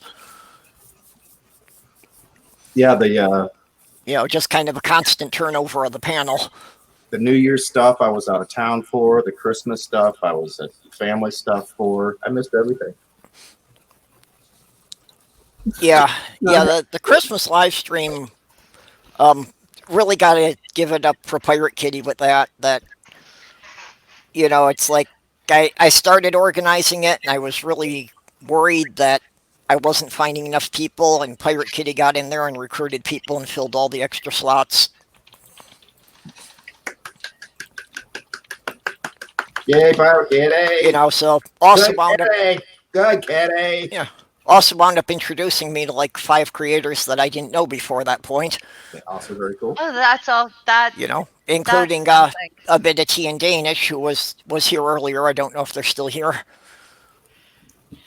Probably not, considering the difference in time zones. Yeah, She's 6 hours ahead, so it would be 9:16. yeah. So, yeah, might be getting on their bedtime. I don't know how early they get up. Well, she also might have had to like go and eat. Yep. Or just go and play with their Legos. She's a good person. They've done a couple live streams that they've just built Lego.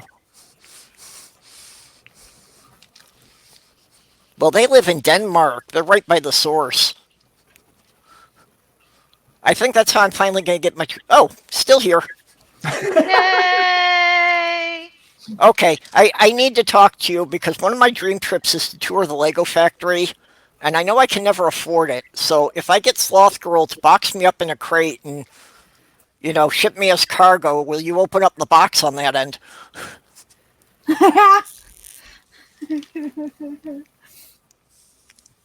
That would be a video series, wouldn't it be? Going to all the toy stores around the world or hobby shops. Well, if I could afford it, I would give up having an apartment and I'd just, have an RV just to drive across the country and see all the museums. Yeah. Mine's. I want to pull a little RV, throw the dogs in the car, and take off and go to every national park. Yep. That sounds lovely. I've seen like 27 of them, but that still leaves 39 or something that I haven't seen. I've been to Yellowstone, but I was so young I don't remember it. Yellowstone, I would absolutely go back to because last time I saw it, it hadn't been on fire. Oh dear. Yeah, I haven't gotten to travel that much. Most of it's been just in the Midwest. I was very fortunate that my dad has had wanderlust when I was a kid, and every year we'd load up and go take off for 2 weeks somewhere. Yeah. So I've been in 46 of the 48 contiguous, mostly as a result of that. I've added 10 or 12 of them since stopped going on family vacations, but I'm only missing Washington and Oregon, and now I have friends that live in both of those places, and I've still not been. Yeah, for me, it's always been a matter of money. I just have not had the spare cash to be able to do that much. Yeah, that's why most of my vacations have been the expense has been in gas, because I almost always go camping, and camping's. Yeah, well, these days, even campgrounds have gotten expensive. And that's why I try as much as possible to camp in national forests, which is why I asked you which ones you live near. Yeah. But plus, where you live, kind of getting to most of the rest of the United States is complicated. Because you got to go south before you can even go east or west. Yeah, you've got to go around all the Great Lakes. Yeah. And that adds 4 hours to any trip to anywhere. Well, that's why it wound up, being 1,200 miles from central New York to get here. Yeah, living in Fort Wayne is nice because I'm just far enough south that I don't have to go north and south before I can go east or west. But only just barely that far south. Yeah, well, it's, I'm almost at the Wisconsin state line here. And I'm almost at the Michigan line. I'm about 60 miles, not even 60 miles south of Michigan. Yeah. I'm about 42 miles south of Interstate 80, which is the furthest north interstate that goes from coast to coast. Yep. Oh. Well, we've got US 2 passes right through the town here. and that's the furthest north U.S. highway because it goes right across the top of Wisconsin. And You it's know that, and it's 2. yeah. Just at points, it's just a couple dozen miles from the Canadian border. Yeah, US 30 and 40 go through Fort Wayne. So you get Lincoln Highway. Actually, Lincoln Highway, the original Lincoln Highway went by this house less than 2 blocks away. Yep. Yeah, well, it's US 2 because it was the first US highway that went coast to coast. Well, it's because it's the furthest north. That's Yeah. no. No, it was just, when it was built, it was the first one going east-west. This is a bit of a deviation from the topic, but it's January and there is no snow on the ground. Well, like I told you the other day, yesterday was the first day that it wasn't in the 50s around here for weeks. That's not good. Like I also said, that's penance for it not being unbelievably hot here last summer. Well, the rest of the country was sweltering. It was pretty fucking comfy here all summer, and now we're having a really mild winter. So ticks are going to be horrible next year. Mosquitoes are going to be ridiculous. Just all the bugs are going to be terrible. Yeah. Be a good year for a bunch of dead ash trees. And I am down in Florida, and the people down here who know these things are telling us that the hurricanes are going to be bigger than normal. Yep. Yeah, because the ocean didn't cool off. The ocean's getting rather warm. Yep. And normally I'm like, I'm in Jacksonville. It doesn't matter. We barely get anything here to, this might actually be the year we have to evacuate for once. 2 of my dearest friends live in Jacksonville. Jacksonville is interesting. Tommy and Kitten, what the fuck is his last name? Wilhelm. All I can think of is Kaiser. Wonderful name. His nickname is Kaiser, and all I could come up with was Kaiser. I'm like, that's not his last name. Wilhelm, that's his last name. Yeah, most of the time when you get evacuation orders for the state, they really mean down in Miami and stuff. Normally we just sit, and it also depends on where in Jacksonville you're at. Yeah, their previous neighborhood, they flooded behind their house during whichever hurricane hit while they were living there. And I was like, well, they did tell you to leave. And like, well, we're far enough inland that it was just from the rain. I was like, and they told you to leave. Yeah, see, where I'm at, we live near a creek bed that's never got any water in it, and it's not connected straight to the St. John's. And our property actually is slanted, and there's also concrete underneath with basically there's a little bit of space between the ground and my house. So basically, if my house is going to flood, it probably wasn't going to stand anyways due to the amount of like wind and everything. So typically we're not told to evacuate. I don't even think we're marked as an evacuation zone where I'm at. My mother is. I've looked. I wish I could tell you what part of town I lived in, but I haven't been to their new house, so I couldn't even tell you if I'd been there. And I have been to the other one, and I couldn't tell you what it's close to because we took the convoluted, backwards ass way to get to. It's a subdivision that you have to drive around the back of a strip mall to get to. I think I know what you're talking about. Have to drive through the back of a grocery store to get to this huge fucking subdivision. Yeah, I think I know where you're talking about. And I'm following the GPS. I'm like, this can't be fucking right. It tells us to turn behind the fucking grocery store. Oh, Oh, and then you have streets where you go down this street and you go and you go and you go and you're on it for a very long ass time, and then the street stops and then turns into something else, and then the street picks back up like 7 or 8 blocks down somewhere else. That happens in this city all the fucking time. There's just south of me.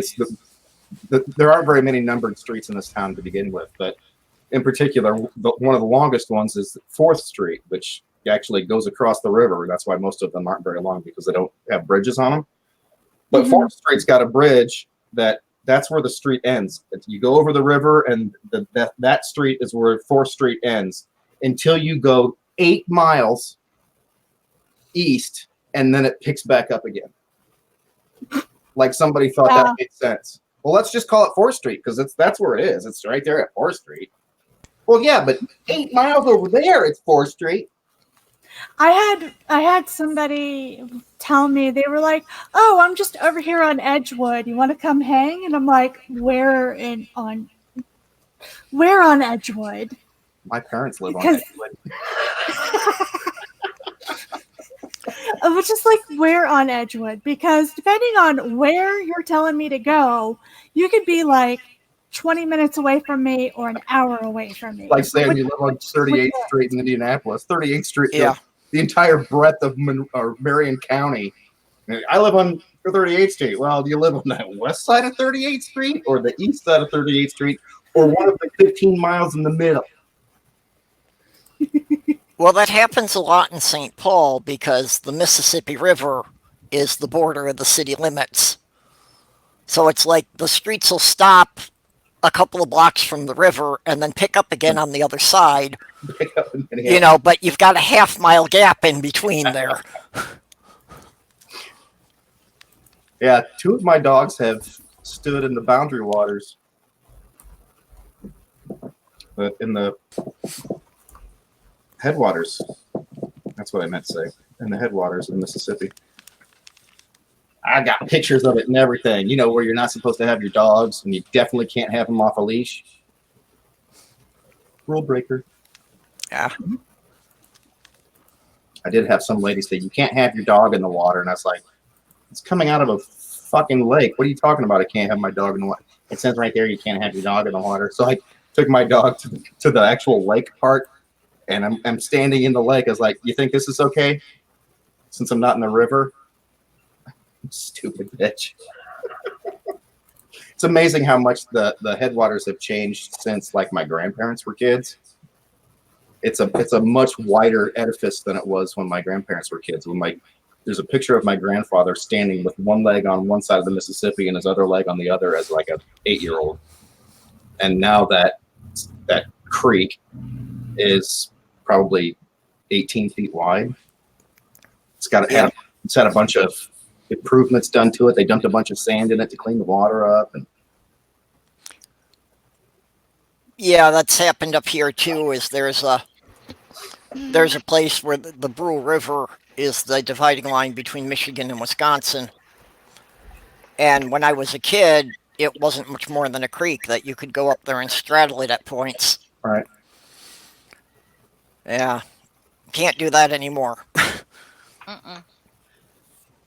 And then But that was kind of a fun thing when I was a kid growing up, that we'd come up here for vacations and get a picture that you're standing in 2 different states at the same time. Yeah. I took a picture of me on State Line Road between Indiana and Ohio. And dead center in the middle of the road is a blue heron. And over its head is a turkey vulture snorkeling. Oh. And I took a picture of it. I was like, yeah, this is pretty much exactly what the state line between Indiana and Ohio should look like. Yeah.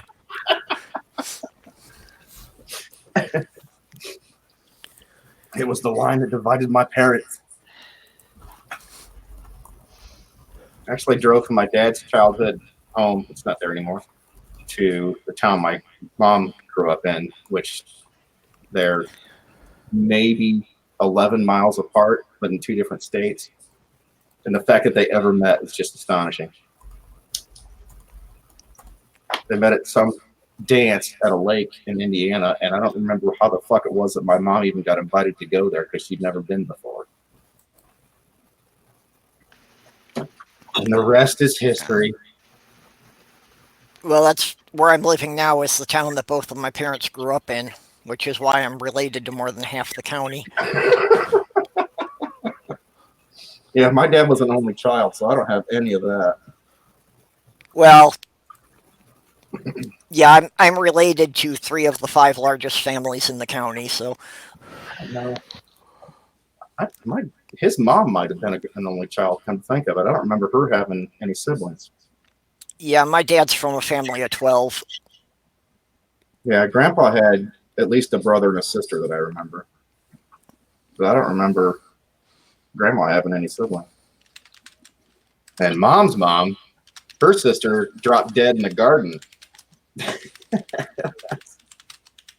One of my favorite Grandma G stories.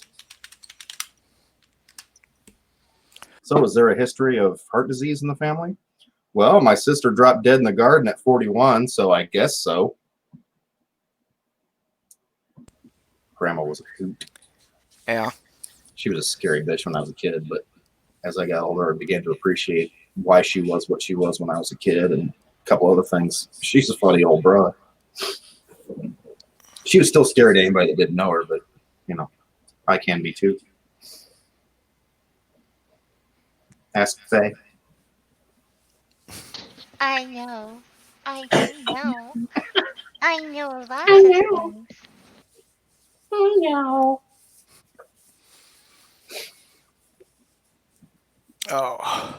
I'm dealing with a creationist on Twitter. One of my favorite things. Oh. Yeah. He's got really stupid friends, too. Every time one of them tries to say something in his defense, I'm like, oh, what the fuck are you even talking about? This one says that the context of in the beginning there was heaven and earth means that God hadn't included those as part of creation. Those things already existed before the first day of creation. Anybody ever heard that shit before? Oh, I don't know. I hadn't so heard any strange. Christians saying it, but I could see how it could be read that way. Yeah, that was the first time I'd ever heard anybody try to interpret it that way. And I was like, well, in that case, doesn't the rest of the creation story just make no sense at all? If the universe existed and the earth existed and the earth has elements that can only be created in stars, then the earth had to have come after stars, so that can't be the beginning. Well, that's what I'm saying. That stuff already existed. Then Yeah. what the fuck got created? Well, I think it's basically the idea that then they're not saying that God created the whole universe. He's just the God of this one planet, who established life here. Yeah, that would make sense. And that would actually, that follows a train of thought. That's not what this guy's saying. Yeah. Oh. Because that would kind of fall along the lines of panspermia, that, Right. maybe it was some being who transported life from another world and started it here. Well, he said that the matter and the energy of the universe wasn't in the universe when it became the universe. I'm like, well, then what was it? What was the universe made of? What constituted the universe if it wasn't energy and matter? Nothing. Well, and isn't basically the definition of universe everything that exists? Now that would be cosmos. Cosmos incorporates the universe, known and unknown, and anything outside of it that we don't know about. That way, multiverse would be part of the cosmos rather than a universe having multiple universes in it. I think it's kind of a justification for the difference between universe and cosmos. Mm-hmm. Yeah. I think. Yeah, you're right. Somebody had explained that before, and just it's still the way how the word universe is used colloquially. Yeah, everything that can be known, we presume, would be inside this universe, so that makes sense. But in a broader sense, cosmos is the better word for anything that could possibly exist. Well, yeah, cosmos kind of encompasses other realms that might not fall under our same laws of physics. Right, the unknown and the unknowable that may exist. Yeah, which Sagan. just makes this guy's comments What was that, Faye? that much dumber. Sagan. Yeah, fucking Carl. Love him. Yeah.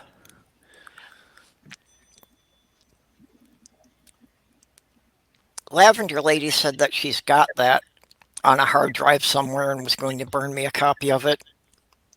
I'd like to go back and rewatch the original series again. All of the original Cosmos, that would be cool.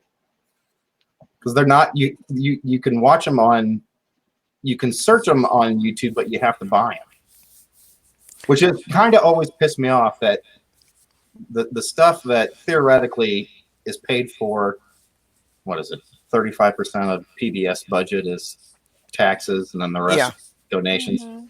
So why am I having to pay for programming that was free the first time, because it was already paid for largely by taxes? Because I realize YouTube it's a fun. sucks. Well, it's not YouTube's fault. It's PBS and how they operate their copyrights. But Yeah. I don't understand. I mean, for the stuff that was expressly produced for PBS, why does it even have a copyright?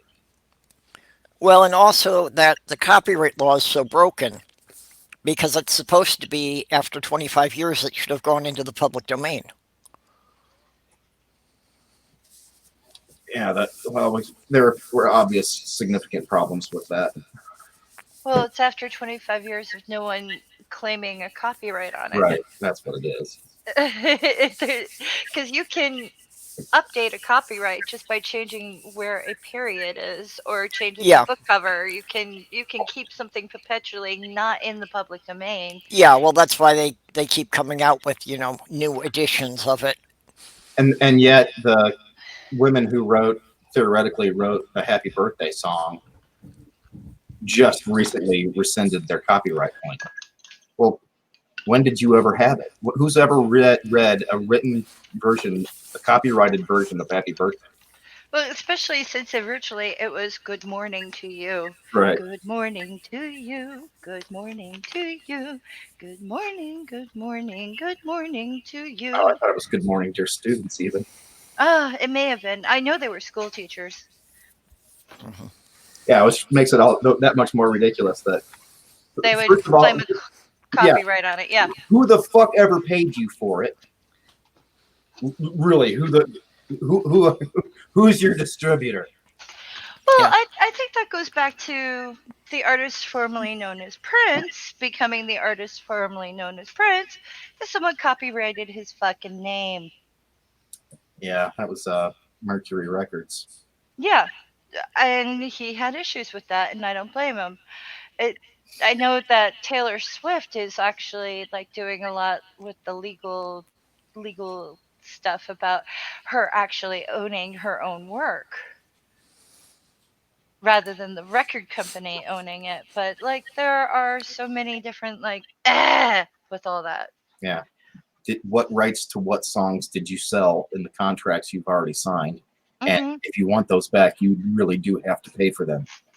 Mm-hmm.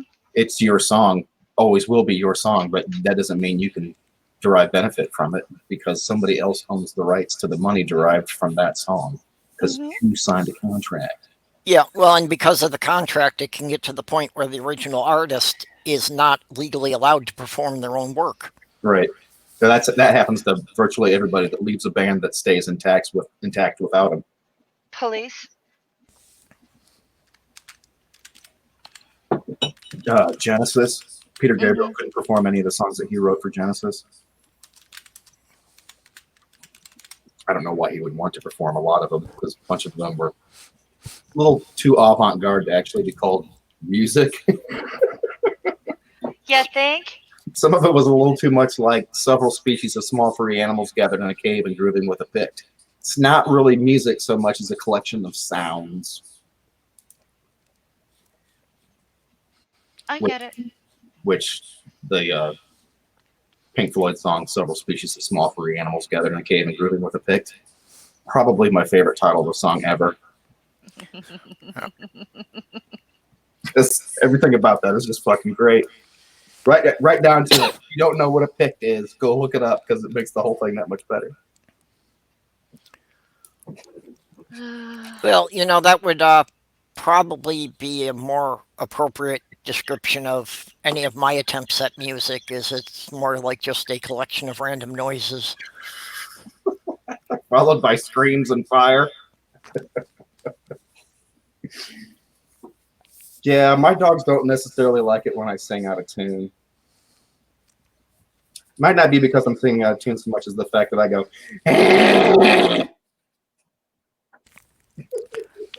Yeah, in the summer, if I'm singing in the car, people next to me ask me to roll the windows up. My dog Pavlov used to howl at the guitar solo in the Eagles song "The Joker." Oh, really? I'm a smoker, I'm a joker, I'm a night. That song, guitar solo, he fucking loved it. And one day I'm sitting in traffic, and it happened to be in town here, and I wasn't living here when it happened. I don't know why we were here, but I'm cruising through town. It stopped at light and a bunch of traffic, and I got all the windows down in the car and the stereo turned up. And I look over to the car next to me, and there's a woman looking in the back seat of my car, and she's in fucking tears. She's laughing so hard. And I had my stereo turned up so loud I couldn't hear it, but I look back there, and there's Pavlov. Aww. And then almost to the day he died, he howled every time during that guitar solo. A little over a year before he died, he quit, but it was so funny because it hit that wailing guitar bit, and it was like it hurt. He had to howl to let the pain out. Well, there may have been some pitch in there that was hurting his ears. Well, it was that slide guitar, that bit. Yeah. Well, and just being aware that they can hear a lot of high pitches that people can't. There are points in that solo that it does sound a bit like a dog howling or a wolf howling. So, I mean, yeah, it wasn't hard to explain why it made him howl. It was just funny that he did, because it was the only time he ever howled was during that fucking song. So that was his favorite song. That, and it was funny because, his dad's kind of a pothead. Aww. And a joker. I always wanted to open up a bar with a buddy of mine in high school. We were going to open a bar and call it Pair of Jokers. I came up with a logo and everything for it. It was great. It's still a great idea, but yeah. Now he's on the wagon, and until he gets divorced, he's going to stay there. So he won't be opening a bar while he's attending AA meetings. Well, if you want to open a bar, you really shouldn't drink. Also, Profits. It depends. If you're drinking when you're not working instead of drinking when you are. Yeah. As an owner. Well, yeah, if you're the owner, you've got to have all your wits about you to be aware of trouble before it gets out of hand. Or create it for yourself. That way you can manage it. That's how I generally operate. Yep. If there's going to be any shit, I'm going to start it. That way I can end it. Right, Eddie? Come here. Come say hi. Come here. I am determined to buy that dress. I'm gonna.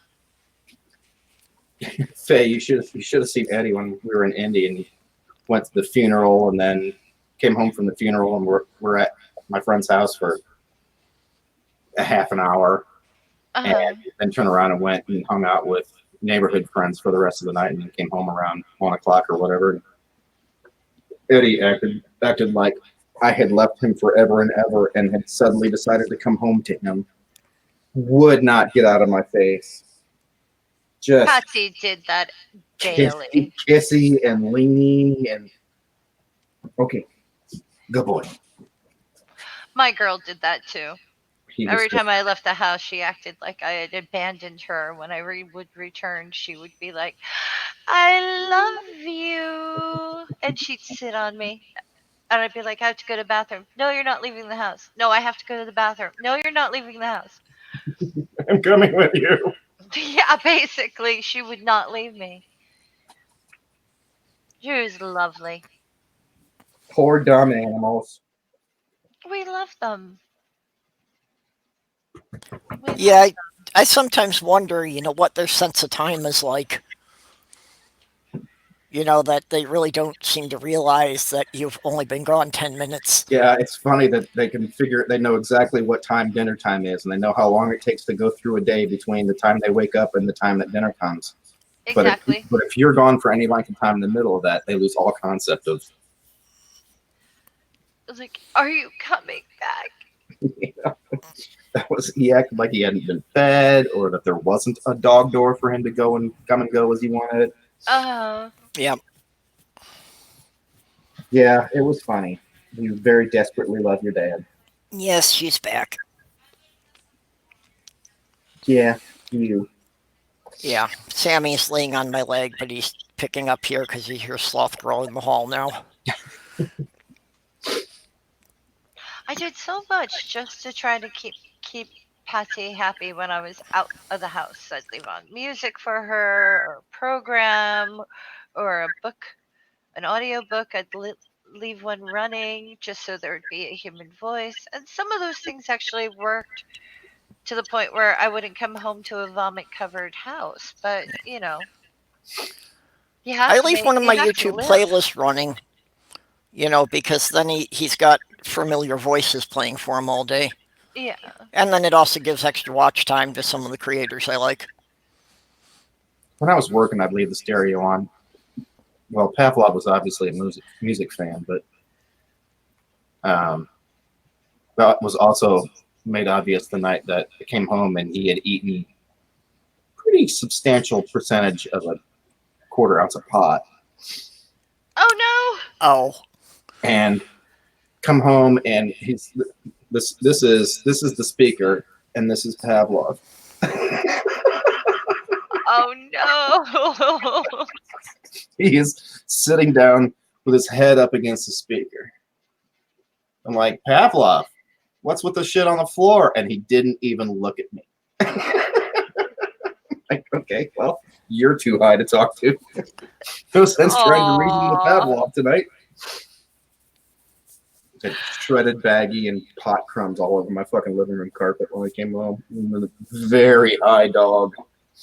It was funny because Rudy was the one that would eat pot, not Pavlov, but I don't think Rudy had touched it. It was all Pavlov.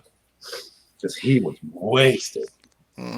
Well, they say hemp is good for animals, and there's this what do you call it? Like pet food store in Vermont. I was going to get Patsy some supplements for her old age that I didn't realize had come. It's sneaky. And she never had problems with her hips. I figured, okay, if she does what her cousin does, like, because Loki has hip problems, I was going to do everything I could to deal with inflammation and try to keep her happy. However, I never had to do any of that. She was active and healthy. Well, my fiance with one of her cats was, obviously having joint problems when she got up to be, 18, 19. So that she would cup her face and, share the pot smoke with her. And, after she got used to the idea, she seemed to realize that it was helping. So, clearly she wasn't having as much pain walking around after she got a treatment like that. Aw, I can't do that. I'm allergic. Yeah, smoking, it doesn't seem to have much effect on me. I've only gotten high twice in my entire life, and it's like, I've always had friends who took it as a challenge, so they, like get real primo stuff because they're going to get me high, And it's like they get stoned off their ass, and I'm sitting there waiting for something to happen. That happens. There are people that it doesn't affect at all. I think it's fairly common for people to not get high the first 2 or 3 times they get high or smoke. I didn't. I went to a Rush concert and I didn't realize that people were smoking around me, and I ended Yeah. up breaking out in a fever, hives, and I fell asleep. Jesus. Yeah, to me, it's just a waste of money. Just, I can't get a decent buzz on it. If you want me to sleep, smoke pot around me. Oh, I'd Then give me some Benadryl for the hives. be a raging alcoholic if it weren't for pot. Yeah, that's something I have to keep monitoring because that's rampant in my family. Which is part of what's been disturbing me, that living in this small town, I'm drinking far more than I ever did before. Just because there's not a hell of a lot else to do. Yeah, I think the easiest way to combat what the fear of being an alcoholic is being afraid of becoming an alcoholic. Very little chance you're going to become an alcoholic if it concerns you that you might.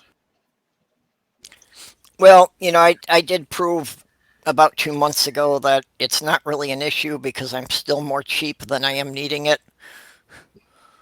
Because the liquor tax is so much cheaper in Wisconsin, I only buy it when I drive across the state line. Ah. So I'm kind of to the point that because this town is so dried out, and I've recently gone better part of a month without having much around me, that I'll probably go several days without before I decide to drive down to Indianapolis to get more. yeah, well, that's, I ran out, and it was about a week and a half that it's like I was too stubborn to pay the extra $2 to $3 a bottle in town. So I can't have that big of a problem. Yeah. Well, Jesus, what was it? 2017, I think, Indiana legalized Sunday alcohol sales. And until then, my whole fucking life living in this state, on Sunday, if you wanted alcohol, you had to go to, well, when I lived in Indy, you either had to go to Illinois or Ohio. But living in Fort Wayne is nice because I'm only half an hour from Ohio and my mom's hometown. So I'd have 2 reasons to go. I'd go hang out, check out the old homestead and all that shit while I was there, and then come back and drink my beer. But yeah, it was always a matter of, well, they justified it with, first of all, it was even a law because, Jesus. And then they said you still couldn't buy alcohol until noon on Sunday because, you don't want to go to church drunk. That's something you do after you get there, apparently. Well, it actually was only about 2 years ago that Minnesota made it legal to sell retail spirits on Sundays. Oh, really? Yeah, up until about 2 years ago, all the liquor stores had to be closed on Sunday. Didn't realize that, but I hadn't been, well, Jesus. I've been in Minnesota several times as an adult, but apparently Sundays didn't matter because I never realized that. Yeah. We used to go on our vacations when money got tight, the beginning of the 80s when I was in my teens, we would go to Park Rapids, Minnesota, and spend 2 weeks on a lake. My parents didn't drink, and I was a teenager, so it didn't matter. But I've been there since, and it just didn't register that we couldn't get alcohol on Sunday. Now, in Connecticut, you can't buy alcohol after 8 o'clock. That's fucking nuts. You come home from work, you get home around 6, you've got 2 hours to get to a liquor store, otherwise you can't drink.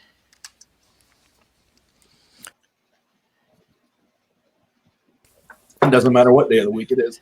Yeah, and here, the fucking gas station sells hard liquor. Yeah. Well, that was the great thing about South Carolina.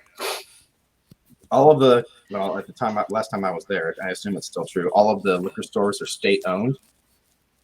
And one of them, well, I go back a little bit. Interstates in South Carolina have rest areas between the north and southbound lanes, so they only had to build one rest area, which in and of itself, that makes a fuckload of sense. but at least one of them had a liquor store in it at the rest stop that you had to get to from the interstate. Yeah, that doesn't sound like such a good idea. That's dumber than drive-through liquor stores. I mean, it's so much more dumb than drive-through liquor stores. Although, well, that was the thing that Minnesota surprised me, is there were drive-through liquor stores all over the place. yeah, those I remember. Dairy barns. Yeah. All the dairy barns sold beer. And most of them were, you could get an ice cream cone and a 12-pack. Which was, there's even I was excited to learn that there's a dairy barn in Fort Wayne. There's like 3 in the whole state, and one of them's right up the street. And a friend of mine's grandfather opened it, 1940, which I thought was funny. Now it's got bars all over the windows, and it's the building next door is one of those check cashing places. It's really an up and coming place. They just opened a brand new city park just down the street from that, which really changes the way that whole fucking neighborhood looks, because now there's a park where there used to be this industrial shit site. And it was a $25 million fucking project to build this thing, but it is really nice. And there's a really nice pavilion that they charge something like $2,000 a night to rent it out. It's a really nice facility. And waiting to get my hair cut the other day, and this asshole next to me, I'm talking to him, and he seems friendly enough and all that, and then completely out of fucking nowhere, we hadn't been talking about politics in the slightest. And he says, you have any idea how many airplanes it takes to put $140 billion in cash onto? And it's me and 2 other guys sitting there, and we're just, nah. He says, well, neither do I, but Obama does, because that's what he did to send money back to Iran. The fuck are you talking about? I have no idea, but on that topic, or on a familiar topic, the House voted to send articles of impeachment to the Senate about an hour ago. That was dumb. I wish they hadn't done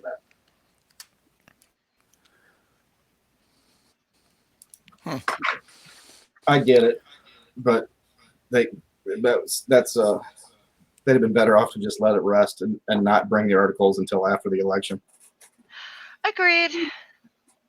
Well, because now he's going to be acquitted in the Senate, and he'll only have been impeached by Democrats.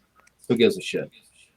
I mean, history will show that he was impeached for good cause and all that, blah, blah, blah. But political reality of it is that's going to make a big difference in a lot of simpletons' minds that might otherwise have either not voted or not voted for him for other reasons. Now he gets to play off his fucking presidential harassment horseshit cries.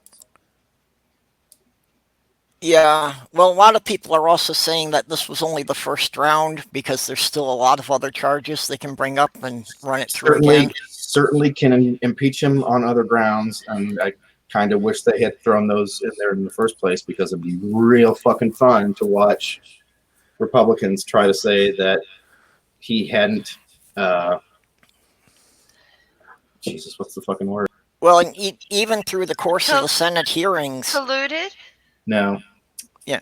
Even through the course of the Senate hearings, he did additional things that are impeachable offenses. Yeah, that's what I mean, the obstruction shit. And that's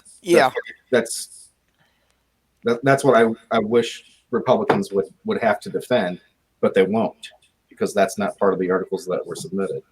Yeah, well, that's why I think that, maybe over the summer we'll see them do it again to run it through the election. I would prefer they did it right now. Yep. You go ahead and start voting on these. We've got some other shit to cover. We've got It is already backlashing on 3 years of obstruction to deal with while you guys decide whether or not he did this other shit. Yeah, but some of the Republican congressmen are already getting pressure from their constituents because they're not handling the process well. Yeah, well, there are Democrats that are taking heat too. So Yeah. yeah, no, I think it would have been a far better thing to do tactically to just leave it as it is. Not even maybe not ever present it to the Senate, but I guess it in worst case, given the current circumstances, the best thing to do would be to go ahead and fire up new articles on Yeah. all the obstructions, starting at what day one with what's his fuck, who was the original Secretary of Defense. That guy that lasted like 6 days because they found out almost immediately that he had been talking to Russians when he wasn't in office. The fuck was that guy's name? Fry or? He went through so many people, I can't keep him Yeah, I straight know. anymore. I'm not mad that nobody remembers because Yeah, I don't, obviously. But well, I'm horrible with names anyway. yeah, So. I am as well. At any rate, I mean, the obstruction literally started with him asking for that guy's resignation so that he wouldn't face investigation. Exactly. That's literally the beginning of it, Yeah. and it hasn't stopped ever. This conversation with Comey, where he asked for Loyalty. Yeah. I realized that wasn't against the law, but fuck, dude, that is some mafia level shit. And That if you is don't mafia recognize level shit. if you don't recognize that that's where he got that fucking idea, you're an idiot. If you don't think I mentioned something about his obvious mafia ties in a debate or argument and whatever on Twitter yesterday or the day before, and somebody brought up in his defense, brought up this thing where I didn't even bother to read it because I kind of knew what was in it. They had highlighted this section where it explained that the Justice Department tried to use Trump as a plant to get information about the mafia, and I was like, and how do you suppose it was they came to the conclusion that he had so many mafia ties that he could work as an informant? You dumb motherfucker. Yeah. You think they decided to introduce him to a bunch of mafia people so he could become an informant? You dumb piece of shit. You already knew those people. Exactly. Well, with all of his real estate holdings in New York, it's pretty much inevitable. Exactly. Not only that, but you also like nobody takes his the mafia names he gives to everyone. Yeah.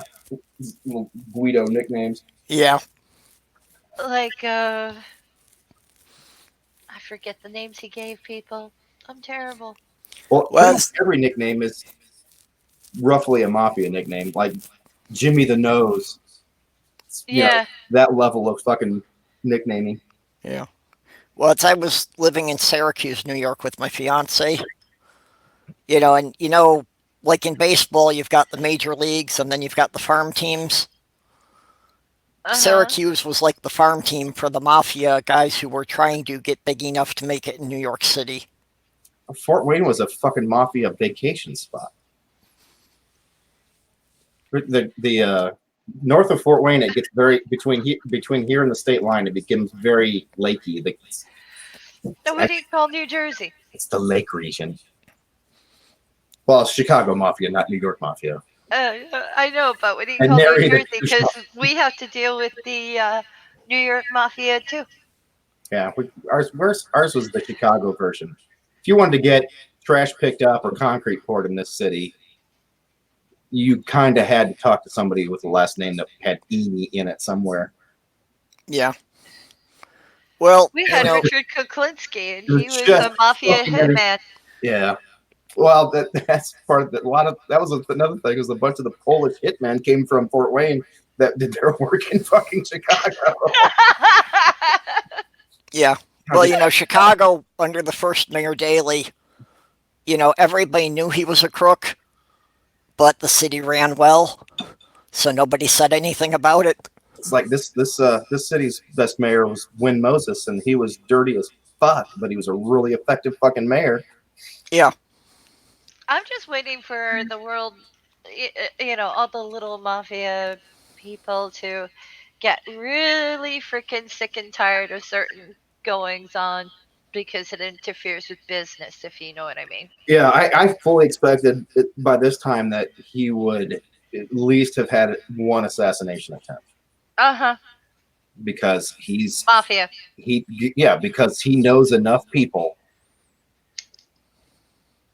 that and he's beyond control at this point, which I think is the reason he hasn't been killed, is because he's not beyond anybody's control at this point, because he's still using his personal phone. The staff are still using their personal phones. And lots of things he says as the president are off the record now, even when they're coming from his fucking office. And those are just things that I didn't see happening. Holy shit, that went the wrong way.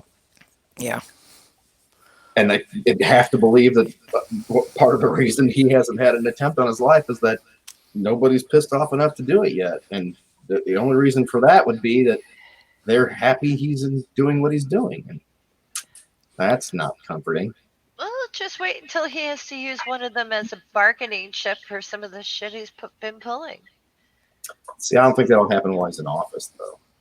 No, I Because he won't face any felonies until after he's out of office.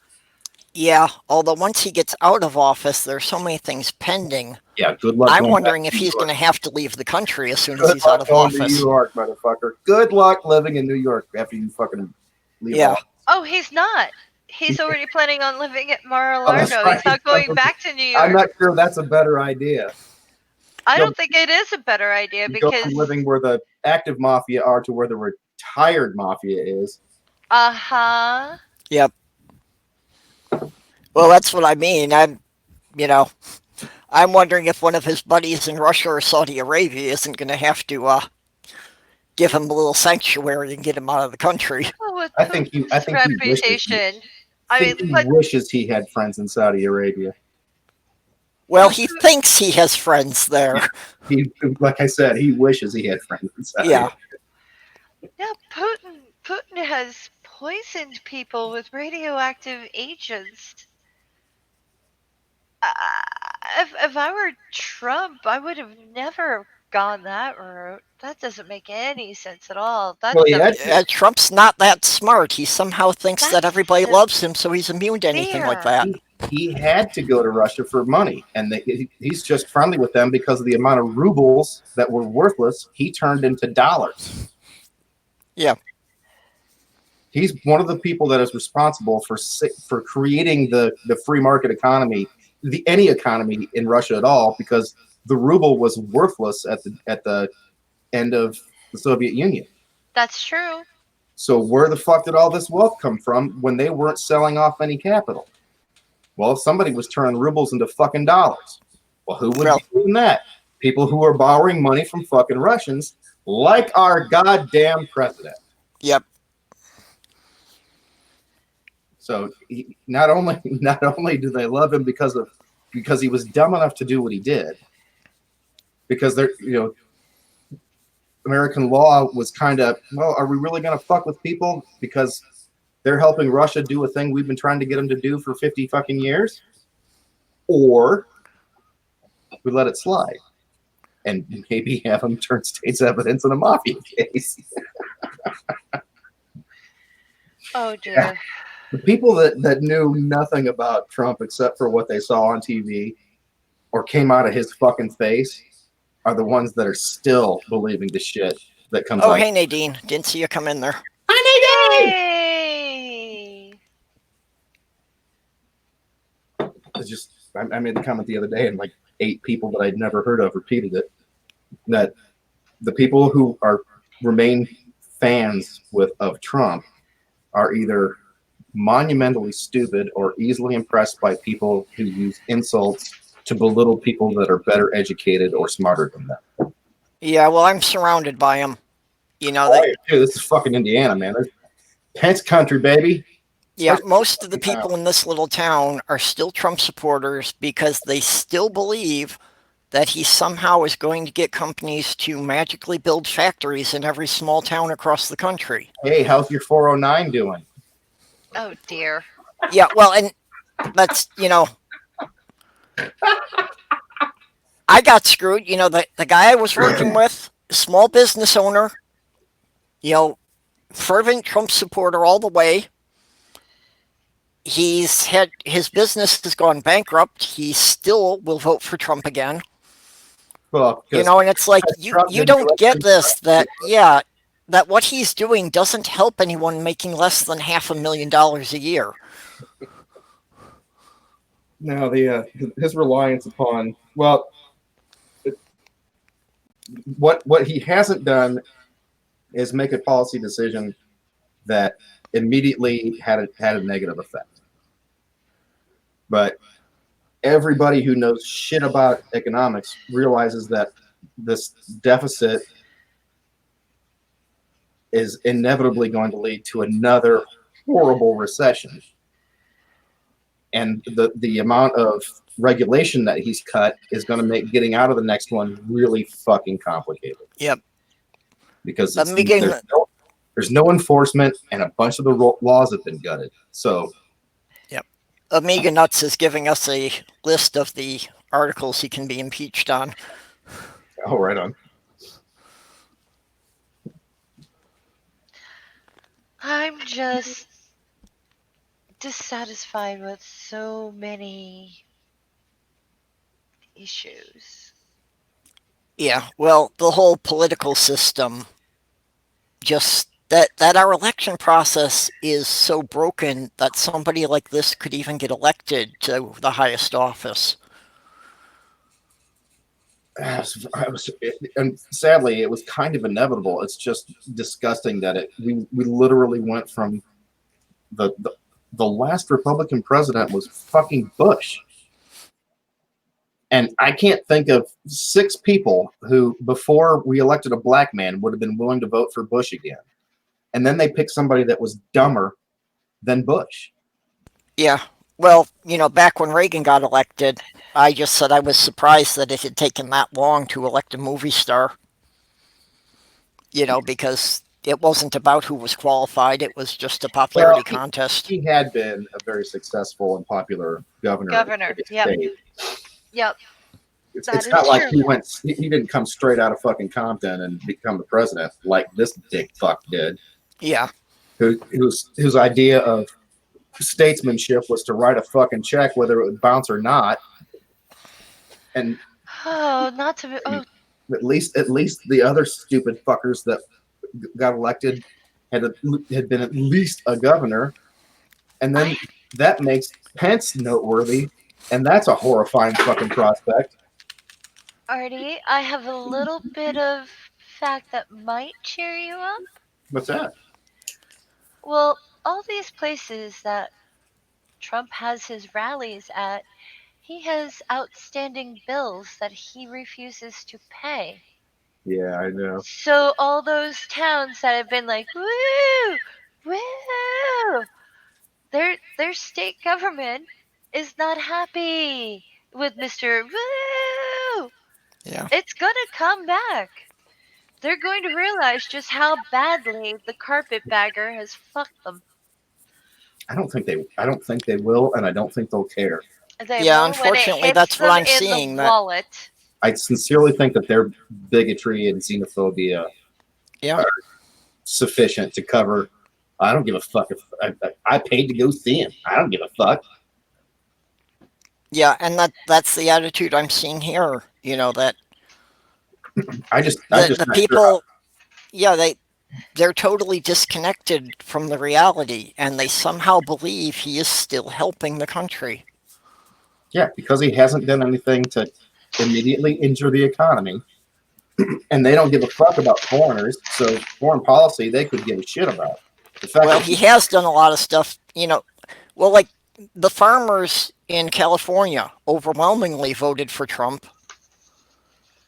And because of his immigration policies, they weren't able to get enough migrant workers, and 20% of the crop rotted in the fields. And about a third of all farmers everywhere else that had soybeans sitting in a field last spring, either lost their farm entirely because they were already behind in a debt payment of some sort or something, or waited until the last 3 months and finally got 2 checks to cover what they didn't get paid this past fall. Yep. Yeah, but somehow they'll still manage to find a way to blame that on Obama. Well, they blame it on China. Sanctions. Yeah, it was China. China's the one that decided to not buy our shit, ignoring the fact that they decided to not do that because of the embargoes that our dickhead, dumbass president had levied. Yeah. I don't think farmers are stupid, though. I mean, some of them have to. There's a difference But, between stupid and aware. No, Yeah. virtually no farmers are worldly. Not enough to be able to tell when they're obviously being lied to anyway.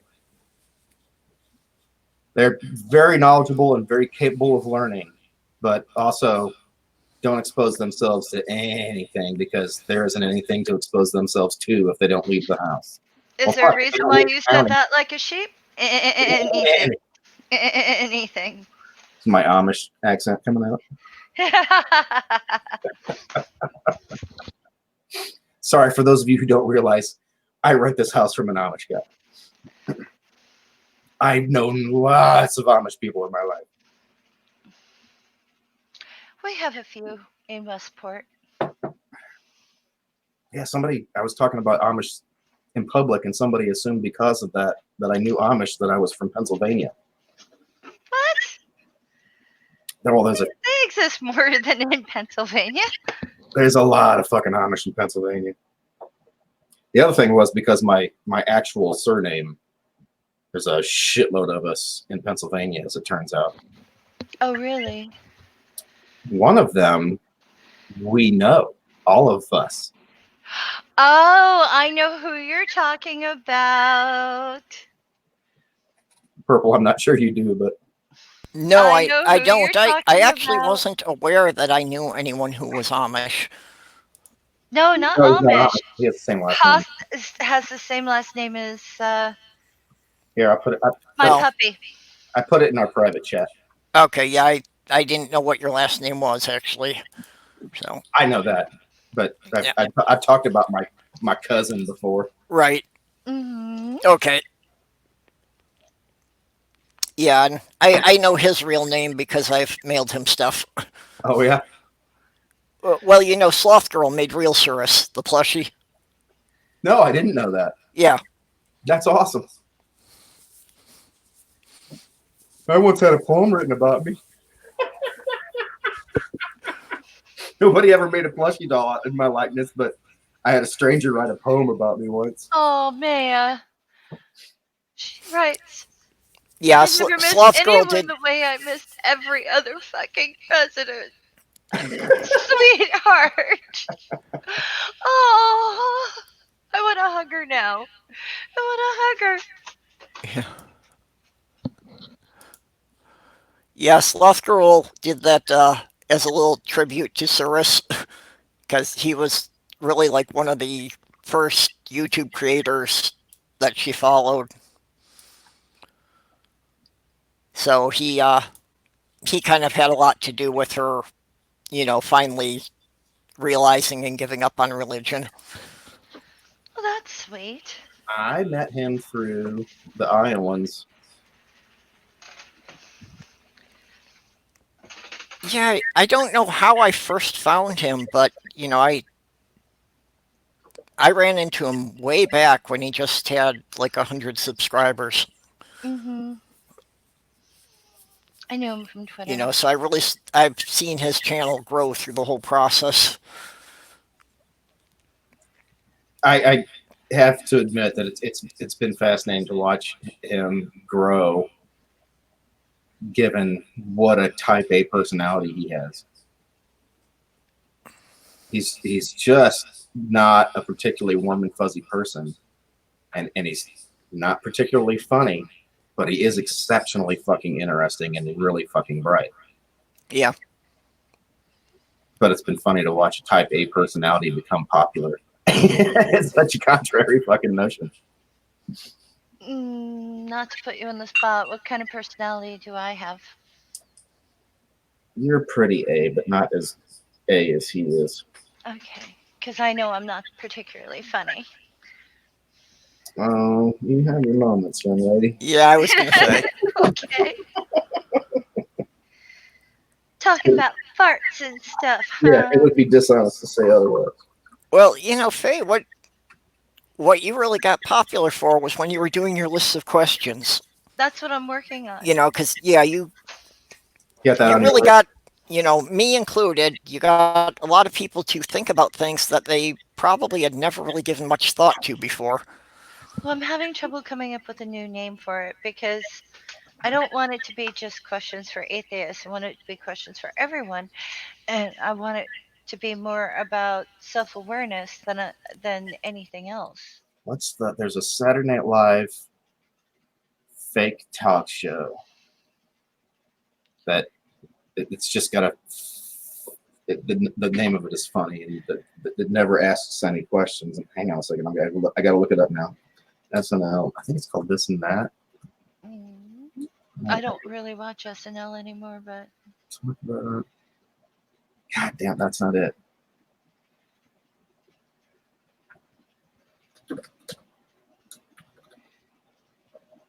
have you ever watched Frasier? Yes. Did you like it? My nieces are huge fans, and they didn't even grow up in a house with television. Okay. Yeah, Do you know the Platinum Door? I don't like my parents or my nieces do, but yes. Do you know the Platinum Door? No. I'll find it for you. There's an episode where they go to a spa. Nigel and well, anyway, Niles. Sorry, not Nigel. And they go to a spa and they're getting the grand treatment, but there's a door. And they decide that it's a platinum door. They must get through the door. So they violate the rules and blah, blah, blah. And they go through the door and they end up in an alley next to a dumpster. And at first, with the sun shining down, they're like, it's glorious. And then they realize what they did. And to me, a lot of people yearn for the platinum door, and they get exactly what they deserve. Nice. And I have a question series based on the platinum door. I found it. Awesome. What's the question based on the platinum door? It's a series of questions based on the platinum door, and it's for a video, so I'm not going to spoil it now. Oh, I see what you're saying. Uh-huh. The show's called What Up With That. What up with that? Okay, I'll have to look that up. There's like 3 episodes of it from different Saturday Night Live shows. And about 2/3 of the show is the host singing the song What Up With That. Oh, dear. It's really fucking funny. I mean, it's SNL monotony turned funny. Like it was funny the first time, and then it's not really funny, and then it's really not very funny, and then they keep doing it, so it gets hilarious. It's one of those. Well, my favorite thing from SNL will always be Samurai Family Court. Just saying, that's my favorite one. Caveman Attorney, one of my favorites. Another one of his was Frankenstein's Fire Bad.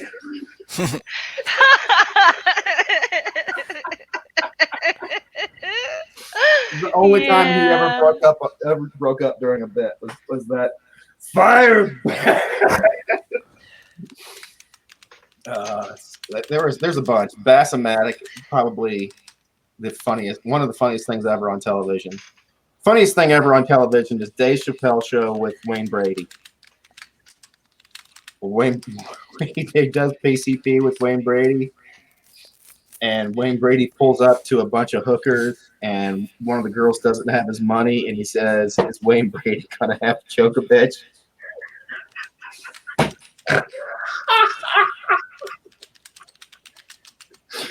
Oh, fucking love that bit. I love that bit so much. Wayne Brady makes Bryant Gumbel look like Malcolm X.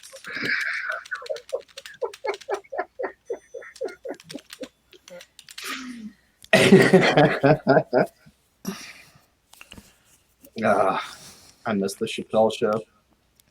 I wish they hadn't offered him so much money. I see. I still have that because my fiance had bought the DVDs of it. So fucking funny. Such it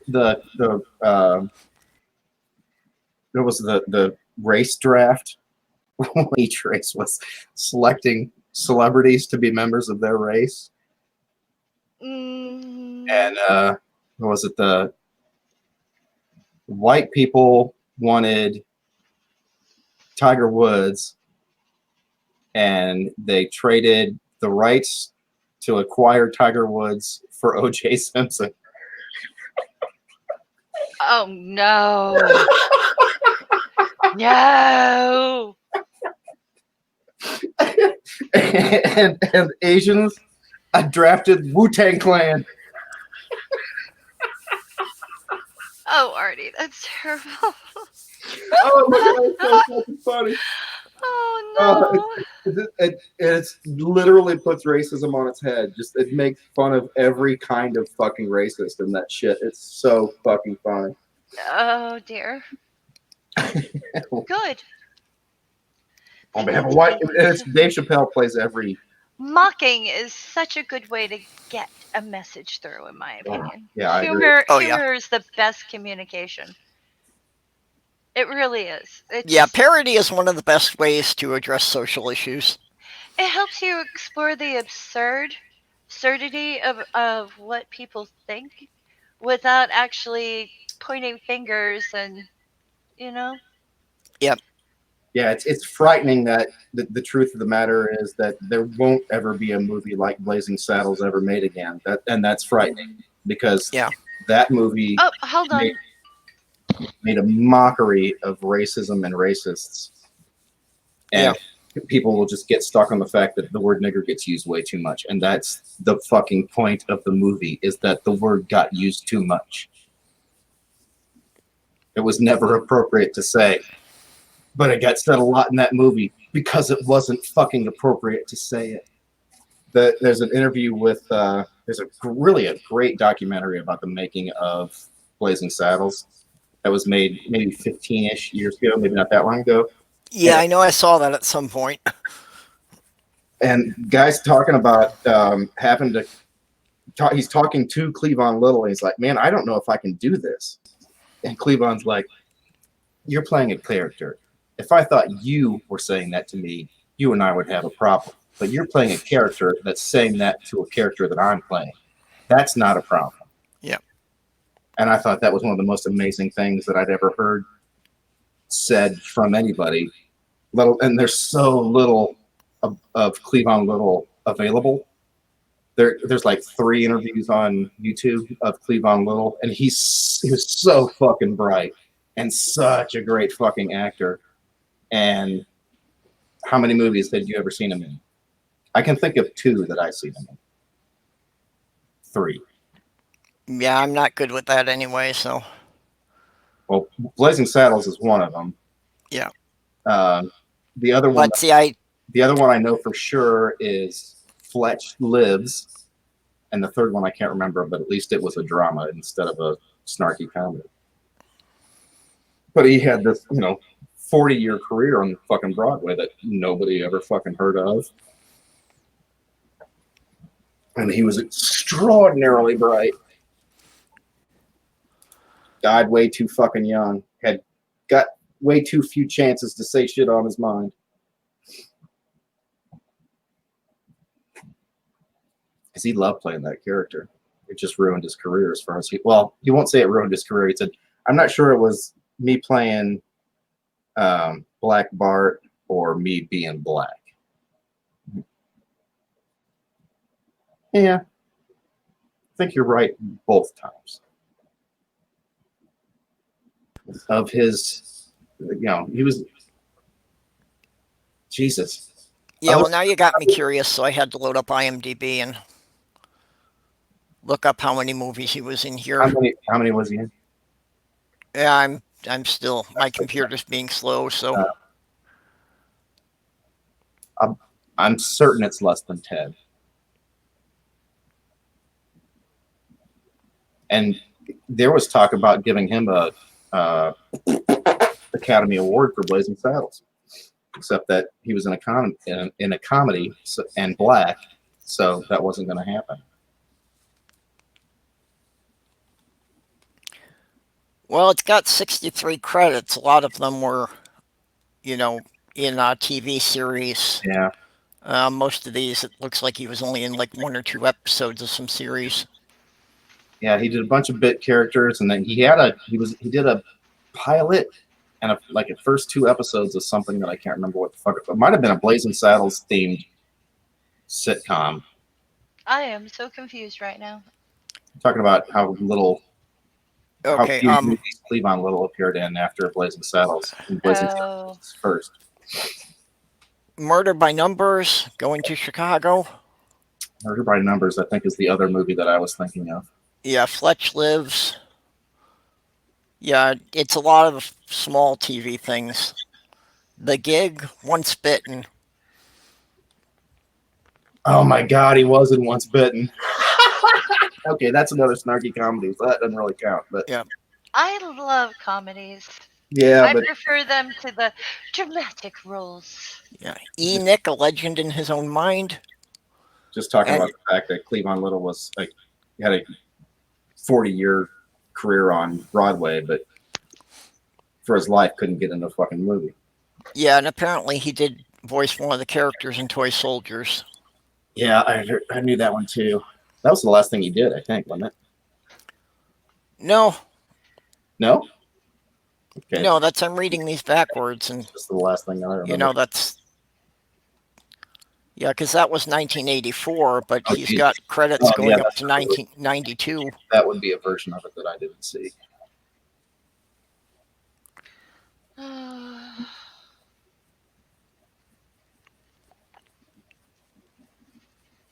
I don't see a lot of movies. Yeah, so he's got a few movies, but yeah, they're it's like there's a couple of years between each movie appearance that he just did some TV stuff. I'd rather be on Broadway. He would too, but he liked the idea of the money.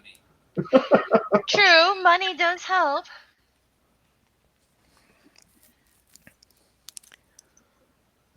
Yeah, well, I like the idea of the money. I'm not really a public performer, so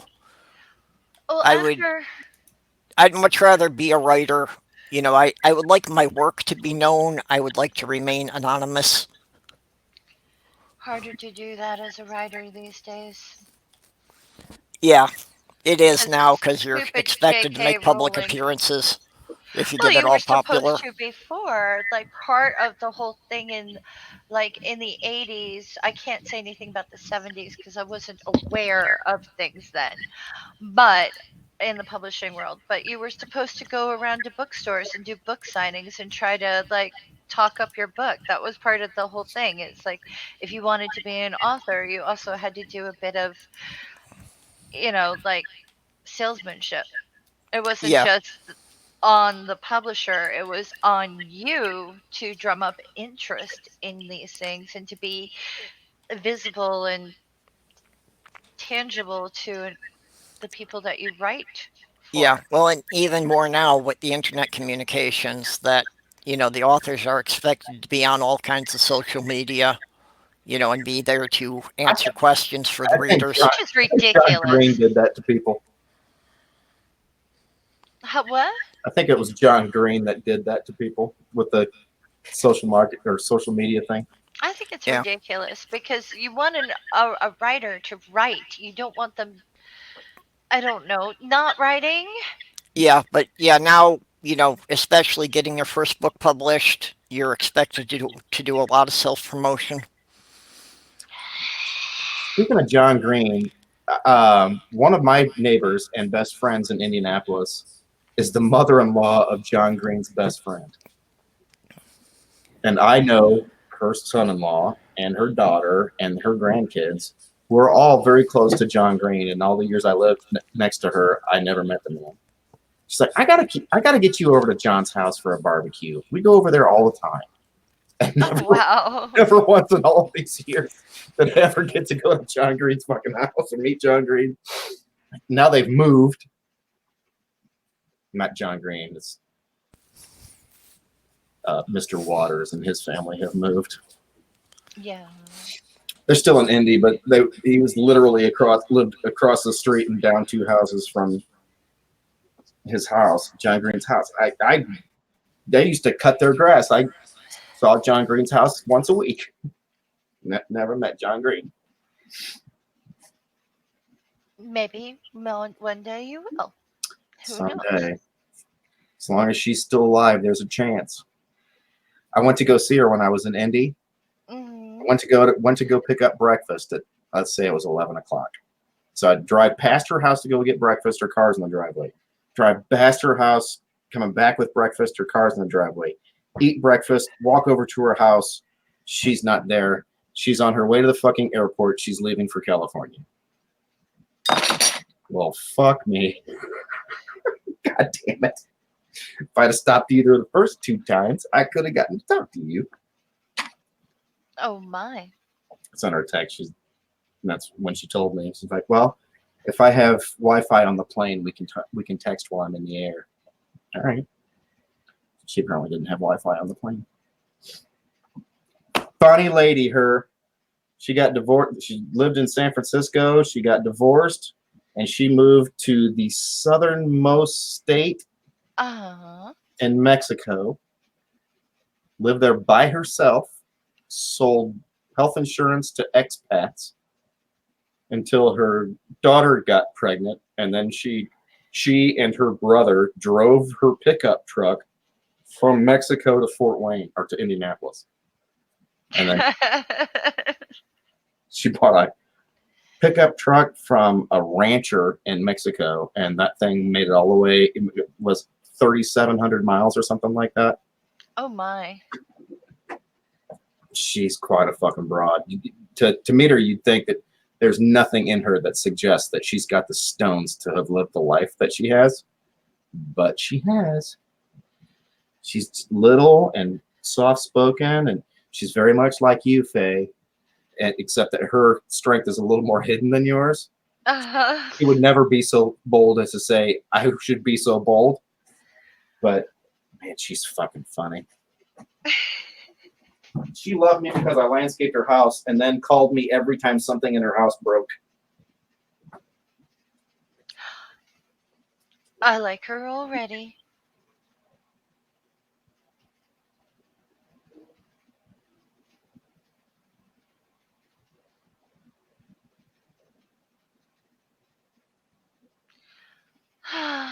I'm happy.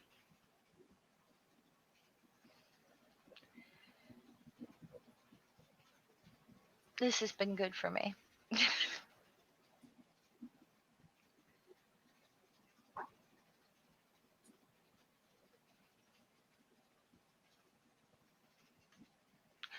been a while since I felt so comfortable. Maybe that's the key. Hello? Hello? Oh, sorry. I was answering you and I didn't realize my mic was muted. It's like, what? Did I just create a social faux pas somehow? No, I was talking to you. I didn't realize you weren't hearing me. No, but it's been very good, this conversation. I feel better. That's good. I feel better. I hope so. I didn't know you were doing poorly. Oh, I wasn't doing poorly. I just feel better. Oh, dear. I don't got to start it bad to get better. I like that. I like that a lot. Yeah, that's good. Yeah, well, it is. It'll be for sale on my Teespring account.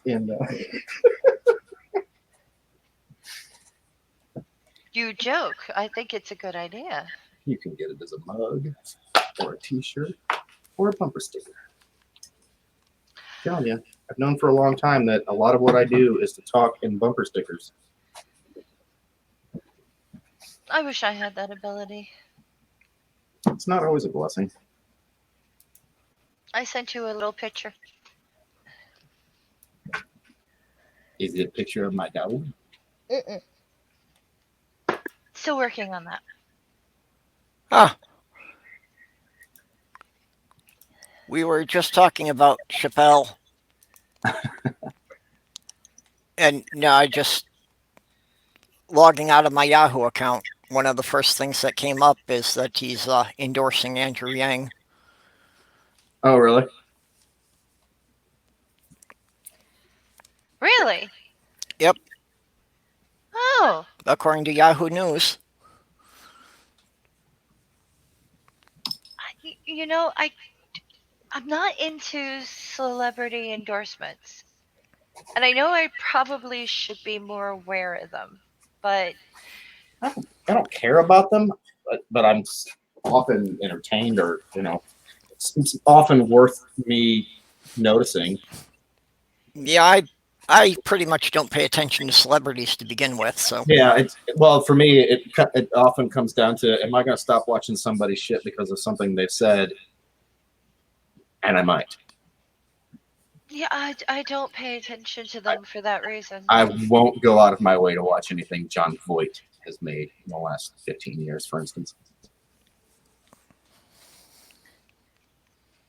There's Ed Wood. I wouldn't go to watch anything Ed Wood had made. or Tom Cruise. Tom Cruise. Have not seen a movie Tom Cruise has made in better part of a decade at least. I never understood how he got to be so popular in the first place. I don't know. Well, as an 80s kid, it was just kind of a thing because he was in so many movies that were kind of important as 80s kids. Yeah. But then Well, once the Scientology thing hit, once he did that interview with What's-His-Face where he talked about, your problem is that you haven't studied psychology the way I've studied.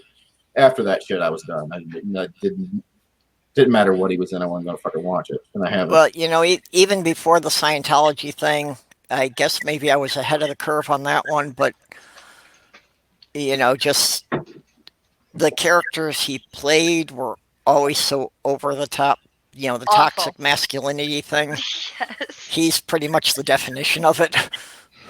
But let's face it, he did get typecast as that, and then just kind of fucking became a character trait. He became that kid from Taps.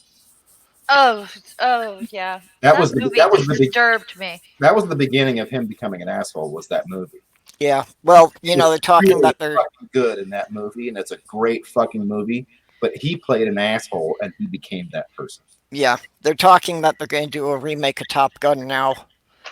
And apparently they're going to have him in it as a flight instructor. I have no interest in lining his pocket. The funniest thing about that is they're still flying the same fucking plane after all the money we spent.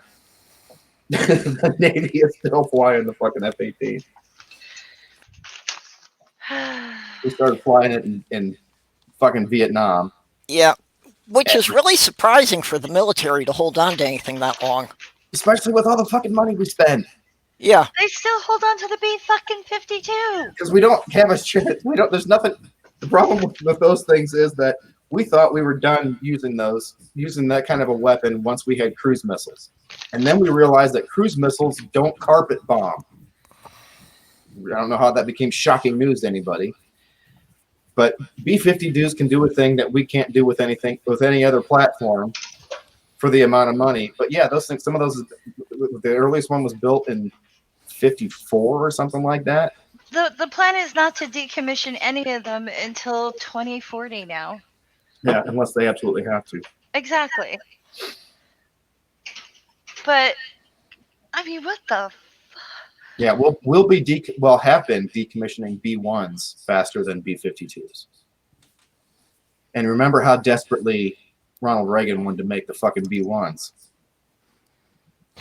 Oh yeah. Fucking got him elected. That. It fucking got him elected. Because Carter canceled the program and everybody flipped the fuck out. When have we ever used those things in anger? Ever.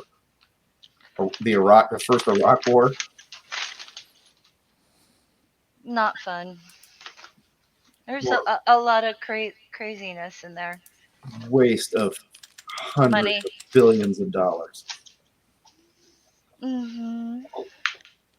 Just never made any sense. And fuck Carter, he knew that. Oh, goddamn peanut farmer, what does he know? Well, apparently more than a bunch of folks, because all we did was waste money on those things.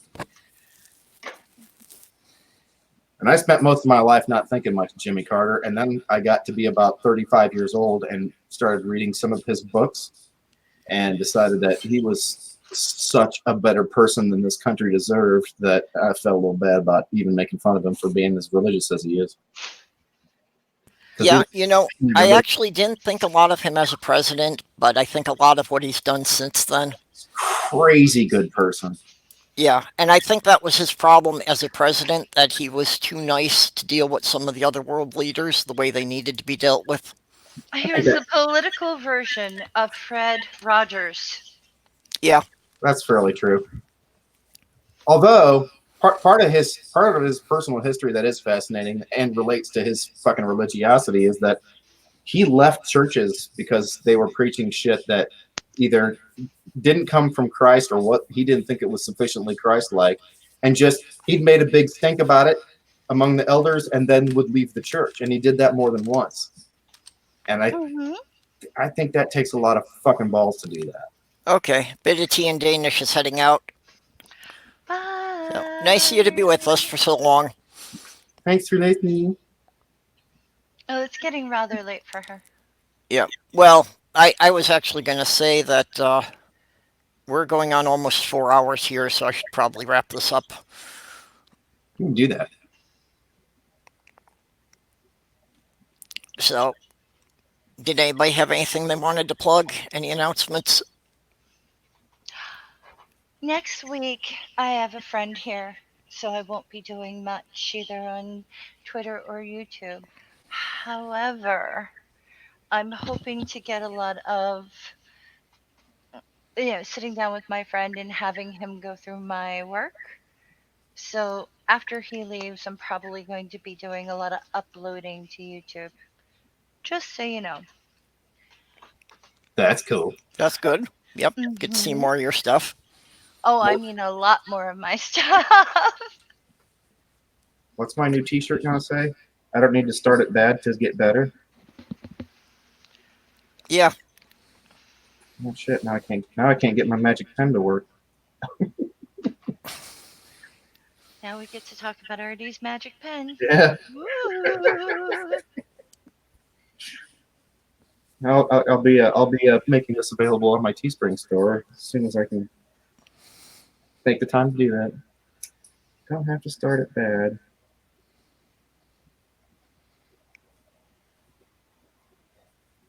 Did Jimmy Carter go back to Christianity because he left it for a while? Who? Jimmy Carter. I didn't think he had left being Christian altogether. I don't think he left being Christian. He had been in and out of being a Baptist minister. I think for a few years he did because he didn't like the way women were treated. Okay, I wasn't aware of that. I think he might have left the Baptist church for that. Okay. If he'd have left Christianity, I think I'd have noticed. I don't know if he went back though. That's the thing. Being a Baptist, probably not. Because that would making that kind of decision would require a commitment from people that I don't think has happened. You know what I'm saying? Mm-hmm. He's very headstrong once he was committed to a thing. He was definitely a fucking finisher. I'll give him that. If he set out to do a thing, if there was a way for him to actually do it, he did. He didn't start. No, he started a huge charity, and I can't remember what it was. It wasn't Habitat for Humanity, but it was something on that fucking level. But he didn't start Habitat for Humanity, but he's been very active working with it. Yeah. I almost went to work for them. He did publish an open letter, though, called Losing My Religion for Equality. Is that him leaving the Baptist church? I'm not sure. 'Cause I can't remember, the last book of Because his I read was probably 8 years ago, and at that point he's very devout for a person that doesn't talk much about his religion, which is also a point of admiration for me, that you can be that fucking devout and not have to tell everybody about it. I've met plenty of people who were very religious who never even muttered the word God. Boy, I haven't. But I think he did that, losing my religion for equality, and I think it was gender equality, and uh, I think it was just last year, because my sister and I had a bit of a chin wag over that. So right before or right after he got out of the hospital. Yeah, well, I'm looking that up right now, and yeah, he says he did write that, and that was leaving the Baptist Church in around 2000.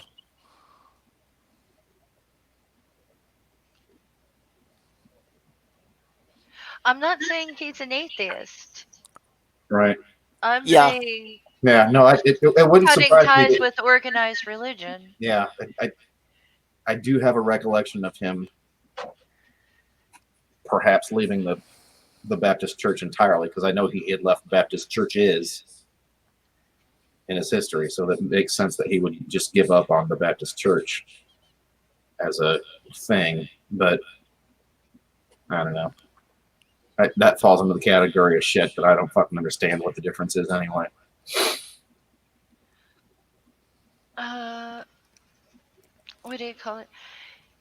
He wrote, I have been a practicing Christian all my life and a deacon and a Bible teacher for many years.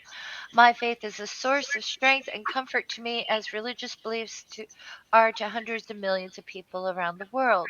So my decision to sever my ties with the Southern Baptist Convention after 6 decades was painful and difficult. It was, however, an unavoidable decision. When the convention's leaders, quoting a few carefully selected Bible verses, claiming that Eve was created second to Adam and was responsible for original sin, ordained that women must be subservient to their husbands and prohibited from serving as deacons, pastors, and chaplains in the military service. This view that women are somehow inferior to men is not restricted to one religion or belief. Women are prevented from playing a full and equal role in many faiths, nor tragically does its influence stop at the walls of the church, mosque, synagogue, or temple. This discrimination, unjustifiably attributed to a higher authority, has provided a reason or an excuse for the deprivation of women's equal rights across the world for centuries.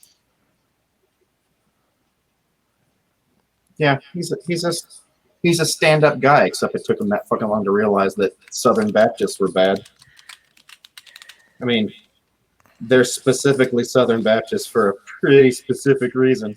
hmm And I like the next one. If you don't mind, I'll read that one too. yeah. Well, the thing I was just reading there said that yeah, that was about that he severed his ties with the Southern Baptist, but he never completely gave up his faith. At its most repugnant, the belief that women must be subjugated to the wishes of men excuses slavery, violence, forced prostitution, genital mutilation, and national laws that omit rape as a crime. It is also But it also costs many millions of girls and women control over their own bodies, lives, and continues to deny them fair access to education, health, employment, and influence within their own communities. Wow. Thank you, Jimmy Carter. Yeah, Yep, a very direct and powerful statement. And he wrote that in his 90s? yeah. I was just about to ask, how old is he? 92. I think he's 93. You're pretty much spot on, but like, Mr. Carter, I do declare. For a Georgia gentleman. Yeah, A exactly. Georgia Southern Baptist who's enlightened. Yeah, took long enough, but yeah. Yeah. I mean, It's kind. better late than never. Yeah. It could be said that God kept him awake or alive that long enough, well, that long, so that he could change his mind about that stupid shit. I think it's hard to be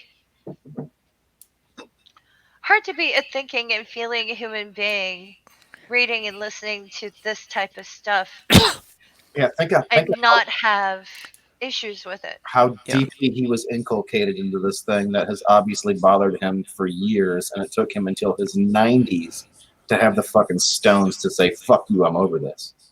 Exactly. And he still wouldn't give up his faith because he thought they were just misrepresenting the truth of his faith, rather than it all being misrepresentative of a thing that's good. This is just they're just doing it wrong. Yeah. Yeah. But, You're you entitled know, to fucking say that. You've earned the right. But people who are indoctrinated since birth, it's really hard to shake that off. anytime I think about somebody who says something like, every really devoutly religious person is in some way stupid or something to that effect, I think back to one guy. It's the father of one of my best friends. Okay. Devoutly Christian. He's a genuinely good Lutheran for good and bad, and he's a Marine, retired Marine. He's a Vietnam vet. He went to work for a company called ITT and was involved in some very high level military communications shit as a career for many, many years. And he is devout. He's one of the smartest people I have ever met in my life. And he might be the smartest person that I know that believes. And it's because of him that I get mad when somebody says this is true of all. Well, saying it's true of all humans. As soon as you say the word all, when you're talking about humans, you're fucking wrong. But saying that all religious people are stupid because no, they're not stupid. There's a distinction to be made between stupid and believing things for unreasonable reasons. That's just redundant. And I hate to watch people think that they've got an answer for that. And it's mass delusion isn't a mental health issue. Personal delusion is a mental health issue. If you think you're God, or you're the only one that thinks you're a God, that's problematic. Or if you are a person who says that they're God and there's like 6 people who agree with you, that's problematic. But mass delusion, that's just the thing that happens because humans are fucking social species. Yeah. Sooner or later, we all believe something because a bunch of people believe it. It's just how we're fucking wired. Well, Gravity works. Right. Yeah. The earth is round. Well, and the stuff you're taught, like before you're 5 years old, actually affects the way your brain physically forms. The amount of usually Christians that shit on the Ron Reagan commercial where he says, "I'm an atheist who's not afraid of burning in hell," and they're like, "I don't get it. Why does he even say that?" Because that's the last fucking thing that former Christians let go of. That's why he fucking says that. Yep. The fear of hell is the last thing that former Christians let go of. And it takes a lot of fucking work to get through that fear. That's why he fucking says that. And then for people to just laugh that off, like, why does he fucking say that? Well, because you're still afraid of burning in hell, aren't you, stupid? You're making fun of him while you hold desperately to an irrational fear. Yeah, and I've heard several people in the atheist community talking about that, even after declaring that they were atheist, it was still hard to get rid of that fear of hell.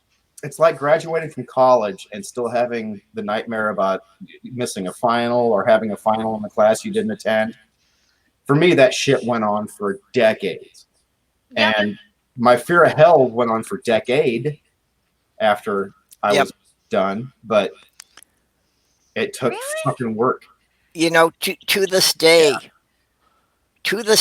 I know that every year, the first week of September, my emotional cycle is going to bottom out. That's when I'm going to go into my worst slump. And that's all because of anxiety of the new school year starting. No I'm shit. 55 and I haven't gotten over that. I shouldn't laugh. Yeah, I'm not mad sorry. because I'm pretty sure I was in my 40s before You know, it's not as severe as it used to be, but it still happens every year. But Purple, I get it. I still have a cycle of wanting to buy clothes at the end of the summer. Yep. Me too. Like I never want to buy clothes any other time of the year. I'm not compelled to buy clothes except at the end of summer. I don't. I've learned to fight it. I buy them throughout the year now, but Well, mine comes twice a year. One comes after winter break. well, that's kind of true because I can remember it was very important to have new clothes to wear to the Three Rivers Festival here in town, and that was second week of July, I think. So I would have to have new clothes for that. Mm-hmm. But that was just a couple of T-shirts rather than a whole new wardrobe. Which the whole notion of having a whole new wardrobe is just fucking hysterical to me. You guys were talking about clothes before I came on. I'm like, I got LL Bean shit from 15 fucking years ago that I don't even slow down when I go to put it on. I go to the what do you call it, LL Bean outlet across the lake. See, if I had one of those, I'd fucking live in it. I love LL Bean. Someday I'll just pile together all of my LL Bean shit on my bed to show you how many thousands of dollars of LL Bean shit I owe. I usually slump around in like cleaning clothes, but then I'll turn around and dress like a 1940s housewife. And yes, I do have an apron collection. Oh, see, everything about you makes me want to move to New York. I love aprons. Did you I love notice when you were aprons. talking about your ass that I might comment in the live or in the I thread? missed it. I said, Yeah, "Who you know, back?" why couldn't I have met you while I was still living in New York? And you really should have met my friend Melody. Oh, was she like me? Well, she's the one I was talking about that does the 50s pinup calendars. Yeah, I love that stuff. You know, so yeah, I think the two of you would have gotten on really well with My- that kind of stuff. My sister is Indianapolis more has- like a 1950s roller derby chick. Indianapolis has two things that were just said: a really, really good burlesque group and a roller derby team. That was one of my fiance's goals. Was, you know, she wanted to try and get control of her health and try out for the Syracuse roller derby team. I don't think you've lived as an American. I don't think you've lived until you have watched a bunch of lesbians on roller skates. Yep. Uh, Well, you know, and that's why anytime now that I hear that Jim Croce song "Roller Derby Queen," it's like, yeah, you know, I was about to marry a woman who wanted to try to get on the roller derby team. Since I was probably 25, I've equated roller derby queen with a guy, a gay man. The queen is a gay man. Oh, Like Queen, the band, and all their songs about queens, which that was all about. It's about gay men. all I know is I love aprons. The more There's, the better. there's a very awkward picture of me in one of Dee's phones of a day that I made two of her three kids said were the best ribs they've ever had in their life. And Brain Sample was hammered, walking around without a shirt on, which never, ever fucking happens. But it was really funny to walk around without a shirt on because I was wearing an apron. Uh-huh. The apron was from a place called Big Dick's in South Carolina somewhere. Oh. And it's me standing at the grill with this fucking apron smeared in fucking barbecue sauce and shit, holding up tongs and a beer. whitest, most trashy fucking thing I've ever done in my life, short of the mullet that I cut when I was 19. Oh dear. I wish I had a time machine. Who are you kidding? Yeah, the ability to know what you know and take that with you into the past. That's probably the most enticing dream of all. Fuck, I would love that so much more than any version of heaven anyone's ever described to me. Exactly. Oh yeah.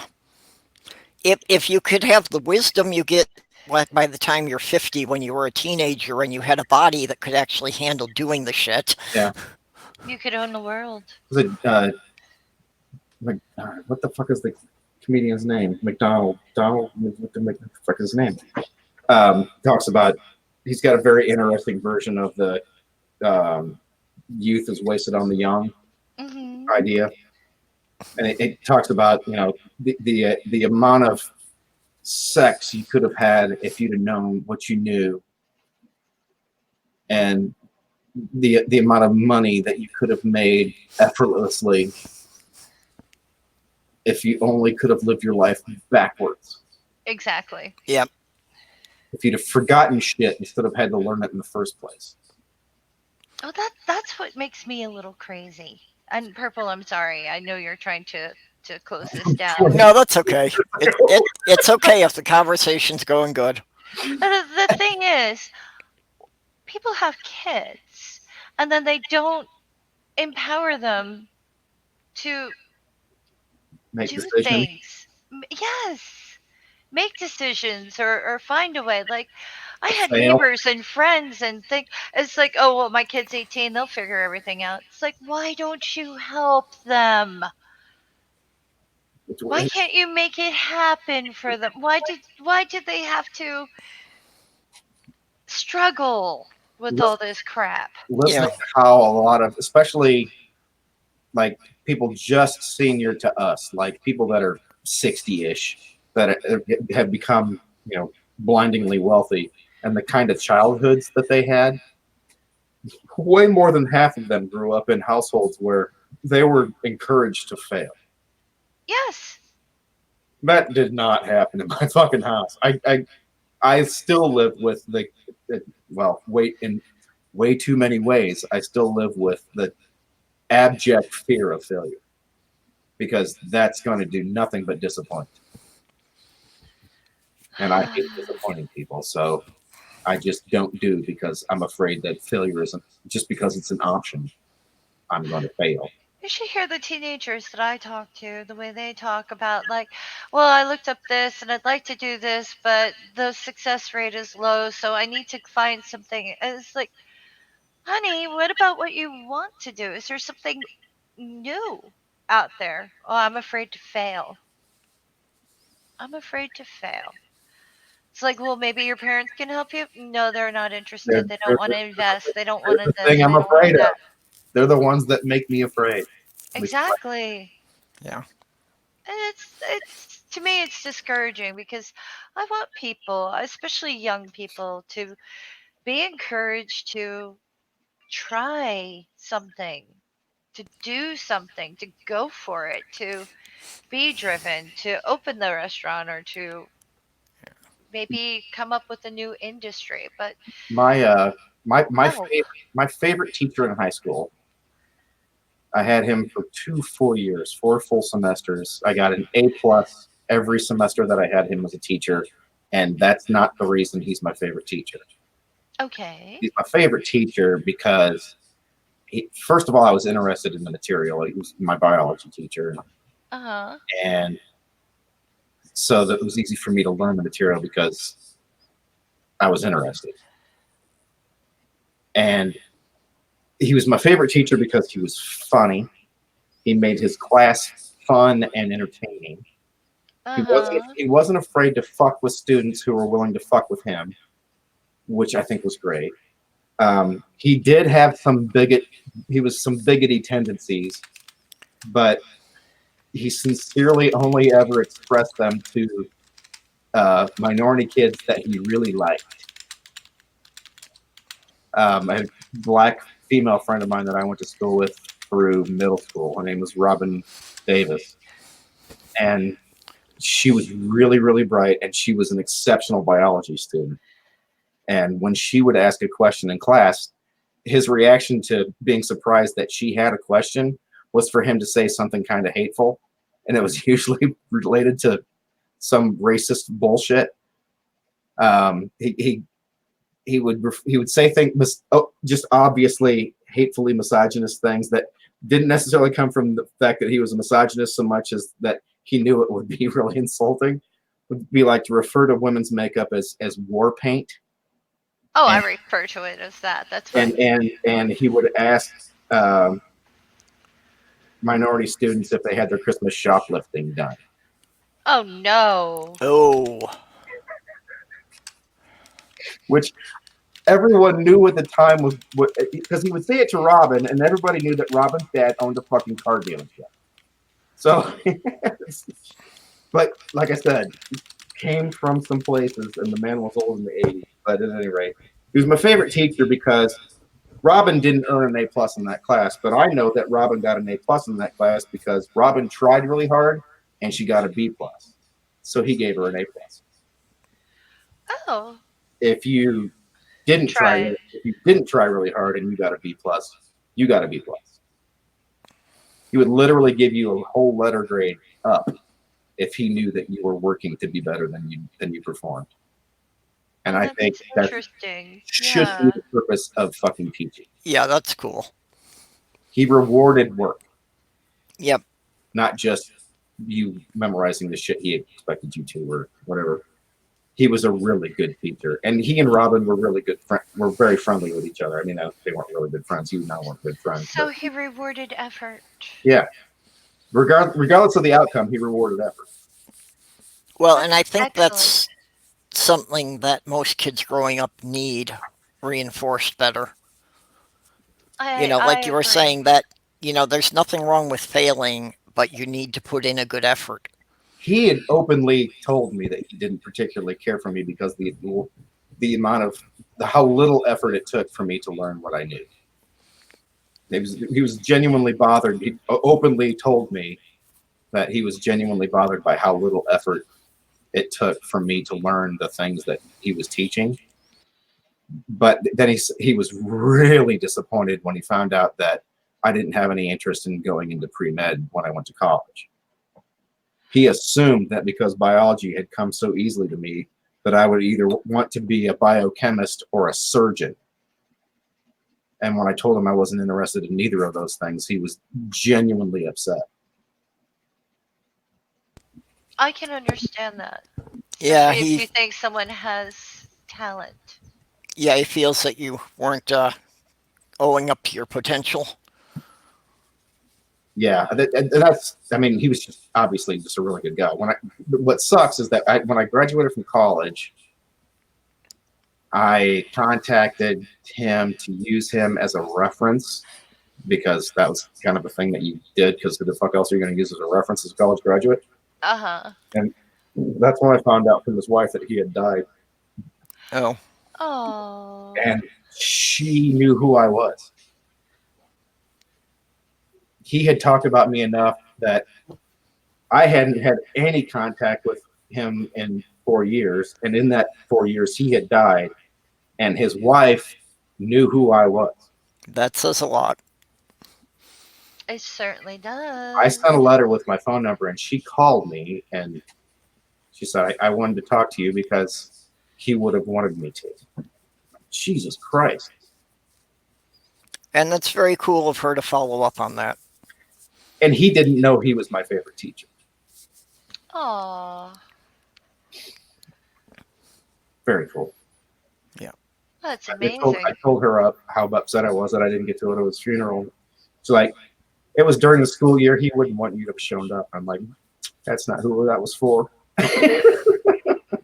That's all about the living, not the dead. Yeah.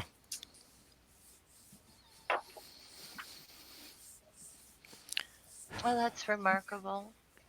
Yeah. Okay. Well, we are over 4 hours here. 4:10. 10 more Yep. to get high.